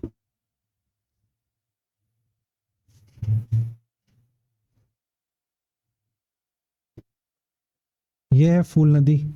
ठीक है, और यहां पास है एक घाटी, वैली, इसका नाम क्या है, अरनपुर, अरनपुर की घाटी। ठीक है, फूल नदी है, फूल नदी निकल रही है अरनपुर घाटी, इसके आगे एक पहाड़ है, इस पहाड़ का नाम क्या है, फूलपाड़ पहाड़, फूलपाड़ पहाड़। ठीक है, इस पहाड़ का नाम क्या है, फूलपाड़ पहाड़। फूलपाड़ पहाड़ से आगे आओगे तो यहाँ पास फूलपाड़ पहाड़ के जस्ट नीचे एक वाटरफॉल बनता है, इस वाटरफॉल का नाम क्या है, फूलपाड़ वाटरफॉल। जैसे ही घाटी देखो, घाटी क्रॉस करेगा, ऊपर से गिर रहा है नदी, जैसे नीचे गिरेगा मतलब क्या बनेगा, एक जलप्रपात बनाएगा। ठीक है, कोई भी नदी जब पहाड़ से ऊपर से नीचे गिरेगी हाइट से ऐसा, तो क्या बनाएगी, वाटरफॉल। तो जैसे ही देखो यहाँ पे फूल नदी निकल रही है, कहाँ से निकल रही है, बैरडीला की पहाड़ी से, यहाँ से फूल नदी निकल रही है। फूल नदी अरनपुर की घाटी, यहाँ पे घाटी है, और घाटी से जैसे ही नीचे आएगी तो क्या मिल जाएगा उसको, पहाड़, और पहाड़ से नीचे गिरेगा तो क्या बनाएगा, एक वाटरफॉल। इसीलिए क्या बोलेंगे, फूलपाड़ वाटरफॉल। ठीक है, फूलपाड़ वाटरफॉल। वैसे ही यहाँ पे फूल नदी कहाँ चल जाएगा, सुकमा। सुकमा शहर पोले किसके किनारे है, तो सुकमा शहर फूल नदी किनारे है। ठीक है, एग्जाम में आ सकता है, सुकमा शहर किस नदी किनारे है, फूल नदी किनारे है। ठीक है, ये आपका सुकमा जिला आ गया। ऊपर क्या है, दंतेवाड़ा। अब यही जलप्रपात फूल नदी पे दंतेवाड़ा में क्या बन रहा है, ये दंतेवाड़ा जिला है, इधर दंतेवाड़ा है। दंतेवाड़ा में फूल नदी में क्या बन रहा है, फूलपाड़ वाटरफॉल। जबकि इसी में जब ये क्रॉस करके जाएगा सुकमा जिले में, तो सुकमा से पहले एक जलप्रपात बनाएगा, इस जलप्रपात का नाम क्या है, दुदुमा वाटरफॉल। ठीक है, दुदुमा वाटरफॉल। ठीक है, सुकमा जिले में यही नदी क्या बनाएगा, वाटरफॉल, इसका नाम रहेगा दुदुमा वाटरफॉल। ठीक, तो याद रखना कि दुदुमा वाटरफॉल कहाँ है आपका, सुकमा जिले में। फूलपाड़ वाटरफॉल फूल नदी में कहाँ है आपका, दंतेवाड़ा जिले में। जबकि एक नदी टांगरी डोंगरी से, इधर क्या है, टांगरी डोंगरी, इधर क्या था आपका, बैरडीला, ऊपर में क्या है, टांगरी डोंगरी की पहाड़ी है। टांगरी डोंगरी की पहाड़ी से भी एक नदी निकल रही है, इस नदी का नाम क्या है, दुमाम नदी। ठीक है, अब ये जाकर कहाँ मिल जाएगी, फूल नदी में। दुमाम नदी जाकर के फूल नदी मिल जाती है। ठीक है, फूलपाड़ पहाड़ क्रॉस करके कहाँ मिल जाएगी, फूल नदी मिल जाएगी। इस नदी का नाम क्या है, दुमाम नदी, दुमाम, दुमाम नदी। और ये कौन सा पहाड़ है, टांगरी डोंगरी। ठीक है, अब एक टांगरी डोंगरी से निकल रहा था, डंकिनी। ठीक है, तो दुमाम नदी पर आपका एक वाटरफॉल है, जहां पे एक नीचे आएगा, जैसे ही घाटी को क्रॉस करेगा, क्योंकि ये क्या है, पूरा पूरा टांगरी डोंगरी पहाड़ी है, फिर से पहाड़ से नीचे गिरेगा, मतलब यहाँ पे क्या बनेगा, वाटरफॉल। ठीक है, और यहाँ पास दो वाटरफॉल बनता है, एक होता है दुधमा झोड़ी वाटरफॉल, दुधमा, दुधमा झोड़ी वाटरफॉल, ठीक है, दुधमा झोड़ी वाटरफॉल, और इसके अलावा एक बनता है बेदमा वाटरफॉल, ठीक है, दुधमा झोड़ी और बेदमा वाटरफॉल, ठीक है। कौन सा नदी पे बनता है? दुमाम नदी पर, दुमाम नदी पर बनता है दुधमा दुधमा झोड़ी वाटरफॉल और बेदमा वाटरफॉल, ठीक है। फूल नदी पर क्या बनेगा? फूल पौड़ वाटरफॉल, ठीक है, जो कि दंतेवाड़ा जिले में, जबकि इसी नदी पर सुकमा में दुधमा वाटरफॉल, ठीक है। तो दुधमा वाटरफॉल सुकमा में, देखो दुधमा दुधमा सुकमा, ठीक है, कंफ्यूज नहीं होना, दुधमा सुकमा, बेदमा बेदमा दंतेवाड़ा, ठीक है, और दूधमा, ठीक है, दूधमा बोलेगा तो उड़ीसा में, ठीक है, मीनिंग का फर्क है, दरहा तहरा, ठीक है, दाह ऐसा आता है ना। तो दूधमा कहाँ है आपका? दुधमा नदी पर दुधमा झोड़ी वाटरफॉल, और इसके अलावा बेदमा वाटरफॉल कहाँ है? दंतेवाड़ा में, जबकि दुधमा सुकमा में है और दुधमा उड़ीसा में है, ठीक है, दुधमा बोलेगा तो उड़ीसा में है, दुधमा वाटरफॉल उड़ीसा में, ठीक। तो ये सारे वाटरफॉल कहाँ है आपके? दंतेवाड़ा जिले में, ठीक है, दंतेवाड़ा जिले में वाटरफॉल दिखा दे रहा हूँ आप लोग को, ठीक।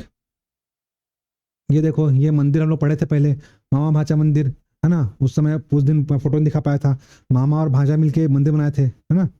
ये है आपका फूलपाड़ वाटरफॉल, देख रहे हो ना कितना सुंदर है, फूलपाड़ वाटरफॉल, ठीक है।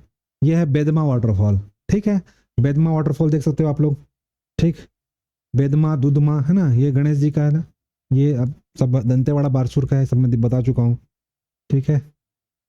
ये मुड़िया जनजाति, याद रखना, मुड़िया जनजाति काहे के लिए फेमस है?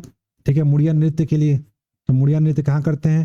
दंतेवाड़ा बस्तर एरिया में, है ना, ऐसा पढ़ेंगे हम लोग, पूरा जनजाति जब पढ़ेंगे तो ये मुड़िया जनजाति यहाँ की फेमस जनजाति है, दंतेवाड़ा जिले की, ठीक है। ये आकाश नगर नजारा है दंतेवाड़ा जिले का, बतीसा मंदिर हम लोग देख चुके हैं। हाँ, याद रखना कि आपका जो दंतेश्वरी मंदिर है, दंतेश्वरी मंदिर के पास ही भैरव बाबा का मंदिर है, भैरव बाबा का मंदिर है, बताना भूल गया था मैं, भैरव बाबा मंदिर, ठीक है।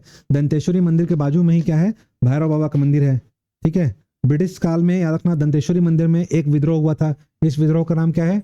मेरिया विद्रोह, मेरिया विद्रोह हुआ था दंतेश्वरी मंदिर में। अब मेरिया विद्रोह काहे के लिए हुआ था? ठीक है, मेरिया मेरिया विद्रोह के नेतृत्वकर्ता कौन थे? हिरमा मांझी, ठीक है। मेरिया विद्रोह के नेतृत्वकर्ता कौन रहेंगे? हिरमा मांझी, नेतृत्वकर्ता कौन रहेंगे? हिरमा मांझी। काय के लिए हुआ था? तो नर बलि प्रथा, यहाँ पे क्या प्रचलित थी? नर बलि प्रथा। नर बलि प्रथा को रोकने के लिए एक अधिकारी का नियुक्त किया गया था, ठीक है, जिसका नाम क्या था? कैंपवेल, कैंपवेल, ठीक है, ठीक है।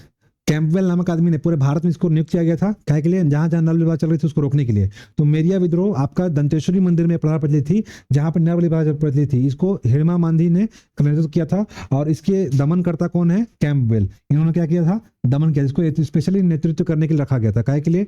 जहां जहां नरबली प्रथा चल रही थी उसके लिए, ठीक है। तो ब्रिटिश काल में नरबली प्रथा प्रचलित थी, जो कि माड़िया जनजाति की संस्कृति के साथ क्या हो रहा था? हस्तक्षेप हो रहा था। तो इस हस्तक्षेप के खिलाफ हिरमा मांझी ने यहाँ पे क्या कर दिया? नेतृत्व कर दिया और एक आंदोलन छेड़ दिया, इसका नाम रखा मेरिया विद्रोह। मेरिया जनजाति ने किया था, इसीलिए मेरिया विद्रोह कहते हैं। काय के लिए था? तो नर बलि प्रथा को रोकने के लिए, ठीक है। तो यही पास याद रखना कि भैरव बाबा का मंदिर है, ठीक है। एक तो नरबली प्रथा प्रचलित थी, इसके लिए मेरिया विद्रोह हुआ था, हम लोग डिटेल में पढ़ेंगे, ठीक है। यहाँ पे जानना है बस आपको कि नरबली प्रथा को रोकने के लिए माड़िया जनजाति की संस्कृति के साथ खिलवाड़ हो रहा था, ठीक है, ऐसा मानना था इनके। जबकि अंग्रेज मानते थे कि नर बलि प्रथा क्या है? एक अपराध है। तो इसके लिए एक आदमी नियुक्त किया गया, जिसका नाम क्या था? कैंपबेल। इसने पूरे भारत से नर बलि प्रथा को समाप्त किया था, ठीक है। नेतृत्वकर्ता कौन है? हिरमा मांझी, याद रखना है। यहीं पास क्या है? भैरव बाबा का मंदिर है, ठीक है। भैरव बाबा का विशाल यहाँ पे क्या है? पदचिन्ह भी स्थापित है, पदचिन्ह, ठीक है। भैरव बाबा का मंदिर के पास में ही क्या है? भैरव बाबा का विशाल पदचिन्ह स्थापित है, और यहीं पास भैरव बाबा का मंदिर है, ठीक है। भैरव बाबा का मंदिर देख सकते हो आप लोग, ये भैरव बाबा का मंदिर है, ठीक है। ये तो बारसूर का मंदिर है। तो भैरव बाबा का विशाल पदचिन्ह और मंदिर भी स्थापित है, ठीक है। और प्राचीनतम छत्तीसगढ़ी में याद रखना, दंतेवाड़ा मंदिर में, दंतेवाड़ा के दंतेश्वरी मंदिर में, दंतेवाड़ा के दंतेश्वरी मंदिर में छत्तीसगढ़ी का, छत्तीसगढ़ी याद रखना, छत्तीसगढ़ी लिखित पहला शिलालेख कहां से मिला था? यहीं से मिला था, छत्तीसगढ़ में लिखित पहला शिलालेख कहाँ से मिला था? दंतेवाड़ा के दंतेश्वरी मंदिर से ही मिला था। ठीक है, तो याद रखना छत्तीसगढ़ लिखित प्राचीनतम शिलालेख कहाँ में मिला है? छत्तीसगढ़ लिखित प्राचीनतम शिलालेख, पहला शिलालेख प्राचीनतम कहाँ से मिला था? दंतेवाड़ा के दंतेश्वरी मंदिर से ही मिला था। ठीक है, ढोलकर गणेश प्रतिमा देख लिए थे। ढोलकर गणेश प्रतिमा कौन बनाया था? तो छिंदक नागवंशी लोग बनाए थे। ठीक है, छिंदक नागवंशी लोग ढोलकर गणेश प्रतिमा बनाए थे। ठीक है, ढोलकर गणेश कौन बनाया था? ये छिंदक नागवंशी। पूछा कौन लोग बनाए थे? छिंदक नागवंशी लोग। इसको, इस प्रतिमा कौन बनाए थे? इस मंदिर को छिंदक नागवंशी लोग बनाए थे। ठीक है, समलूर क्या था? एक आदिवासी गांव है जहां पे करली महादेव का मंदिर है, विशाल तालाब भी है समलूर में। यहीं पास एक शिवलिंग है जिसको क्या होता है, 360 डिग्री घूम जाता है। हम लोग देखे थे इसके। यहाँ पे बाणासुर राजा था जो बाणासुर की राजधानी थी, और ये क्या करता था? प्रतिदिन स्नान करके समलूर के तालाब में आया करता था। उसके बाद शिव जी की पूजा करता था। ठीक है, प्रतिदिन यहाँ पे क्या करता था? समलूर के पास क्या है? तालाब है, और तालाब में नहा करता था और शंकर भगवान की पूजा करता था। और जाकर के तालूर गुफा, बोगदा पहाड़ के नीचे क्या करता था? वो तो तपस्या करता था। ठीक है, तो समलूर के बारे में देख लिए हम लोग। ठीक है, राजा बाणासुर की राजधानी रह चुकी है। ठीक है, और नहा कहाँ था पूजा करने थे? नहा के पूजा करने आते थे समलूर में। ठीक है, और समलूर में पूजा करके आते थे तालूर गुफा में, है ना, ये मंदिर हम लोग देखे थे। इसी पूजा करने आते थे, इनकी पूजा करने। और ये जा करके गुफा में क्या करते थे? ये देखो बारसूर का मंदिर है, यहाँ मामा भाषा मंदिर है। ठीक है, बारसूर का मंदिर है, मामा भाषा मंदिर है। ठीक है, ये आपका समलूर मंदिर है, यही पूजा करना था बाणासुर। ठीक है, तालाब में नहा करके, यहीं पास एक तालाब थे और तालाब में पूजा करता था नहा करके। ठीक है, इसके अलावा दंतेवाड़ा जगह में एक कार्यक्रम चल रहा है। ठीक है, जिसका नाम क्या है? छू लो आसमान कार्यक्रम। दंतेवाड़ा में एक कार्यक्रम चल रहा है, इसका नाम क्या है? छू लो आसमां। पूछेगा छू लो आसमां कार्यक्रम क्या है? तो छू लो आसमां कार्यक्रम है डॉक्टर व इंजीनियर बनने के लिए। डॉक्टर जैसे एक था ना अभी जवांगा ग्राम एजुकेशन सिटी, डॉक्टर व इंजीनियर। डॉक्टर व इंजीनियर बनने के लिए इच्छा रखने वाले युवाओं को ख्याति प्राप्त संस्थानों द्वारा कोचिंग दिया जाएगा। ठीक है, यहाँ पे क्या किया था? कोचिंग प्रोवाइड करने के लिए। तो छू लो आसमां कार्यक्रम, दंतेवाड़ा जिले में डॉक्टर व इंजीनियर बनने की जो ख्वाहिश रखते हैं उन बच्चों के लिए यहाँ पे एक प्रोग्राम चालू किया गया जिसका नाम रखा गया छू लो आसमां कार्यक्रम। इसके अलावा दंतेवाड़ा के पास ही क्या है? गामावाड़ा। ठीक है, यहाँ पे गामावाड़ा है। गामावाड़ा जगह पर केंद्र संरक्षित स्मारक है, महापाषाणकालीन स्मारक। ठीक है, महापाषाणीय स्मारक। महापाषाण क्या होता था? कि बड़े बड़े पत्थरों का समूह था। ठीक है, महा मतलब बड़े और पाषाण मतलब पत्थर। जब पूर्वजों, किसी के आदिवासी के पूर्वज मर जाते थे तो क्या करते थे? उनको पत्थरों के नीचे दबा करके, जैसे आज क्या करते हैं चबूतरा बना देते हैं, वैसे करते पहले दफन करके उसके ऊपर पत्थर रख देते थे। तो ये पत्थर बड़े बड़े पत्थर से ढक दिया जाता था। इसी स्मारक क्या बोलते हैं? महापाषाणकालीन स्मारक। ठीक है, महापाषाणकालीन युग था उस समय। क्या उस ये कहाँ जगह मिला है? गामावाड़ा से। तो इसी क्या बोलते हैं? महापाषाणकालीन स्मारक। स्मारक गाड़ देते थे एक पत्थर का।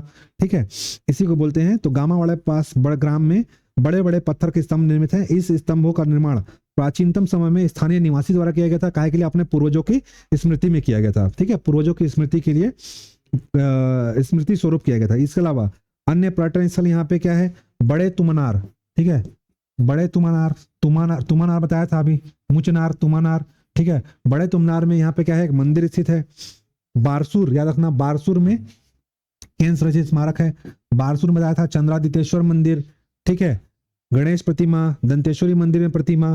तो दंतेश्वरी मंदिर के अंदर रखी हुई सारी प्रतिमा, इसके अंतर्गत रखी हुई सारी प्रतिमाएं केंद्र संरक्षित स्मारक है। बारसूर का जो चंद्रादित्य मंदिर है, चंद्रादित्य मंदिर, ये भी क्या है? केंद्र संरक्षित स्मारक है। ठीक है, इसके अलावा विशाल गणेश जो बताया था, 2 गणेश प्रतिमा, छोटा बड़ा गणेश, ये दोनों क्या है? केंद्र संरक्षित स्मारक में आता है। ठीक है, आपका केंद्र संरक्षित स्मारक में आता है। दंतेश्वरी मंदिर सारी प्रतिमाएं केंद्र संरक्षित स्मारक में आती हैं। चंद्रादित्य मंदिर केंद्र संरक्षित स्मारक में आता है। ठीक है, इसके अलावा आपका जो बारसूर में कहाँ है आपका? चंदेश्वरी मंदिर में जो जितनी रखी प्रतिमाएं वो सारी क्या है? केंद्र संरक्षित स्मारक में आते हैं। ठीक है,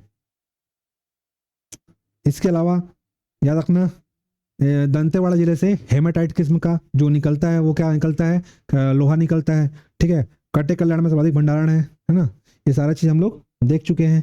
तो ये जो आपका था मुख्य मुख्य जो चीज़ें थी आज हम लोग इसमें पूरा कवर कर चुके। अब इससे बाहर दंतेवाड़ा जिले में कुछ नहीं बचा है। अगर जो भी लोग इस वीडियो को देख रहे हैं, अगर इसमें कोई भी कमी आपको लगती है तो आप नीचे कमेंट बॉक्स में कर सकते हैं। जितनी जानकारी मुझे मिली मैं पूरा कोशिश किया हूँ कि यहाँ पे सारी जानकारी देने का। बाकी जो लोग लोकल होंगे वहाँ से, वो क्या कर सकते हैं, आप हमें कमेंट बॉक्स में दीजिए, अपने सुझाव बता सकते हैं कि जो भी जानकारी छोटी होगी हम उसको आगे के वीडियो में प्रोवाइड कराने की कोशिश करेंगे। मिलते हैं नेक्स्ट वीडियो में नए जिले के साथ, तब तक के लिए जय हिंद, जय छत्तीसगढ़।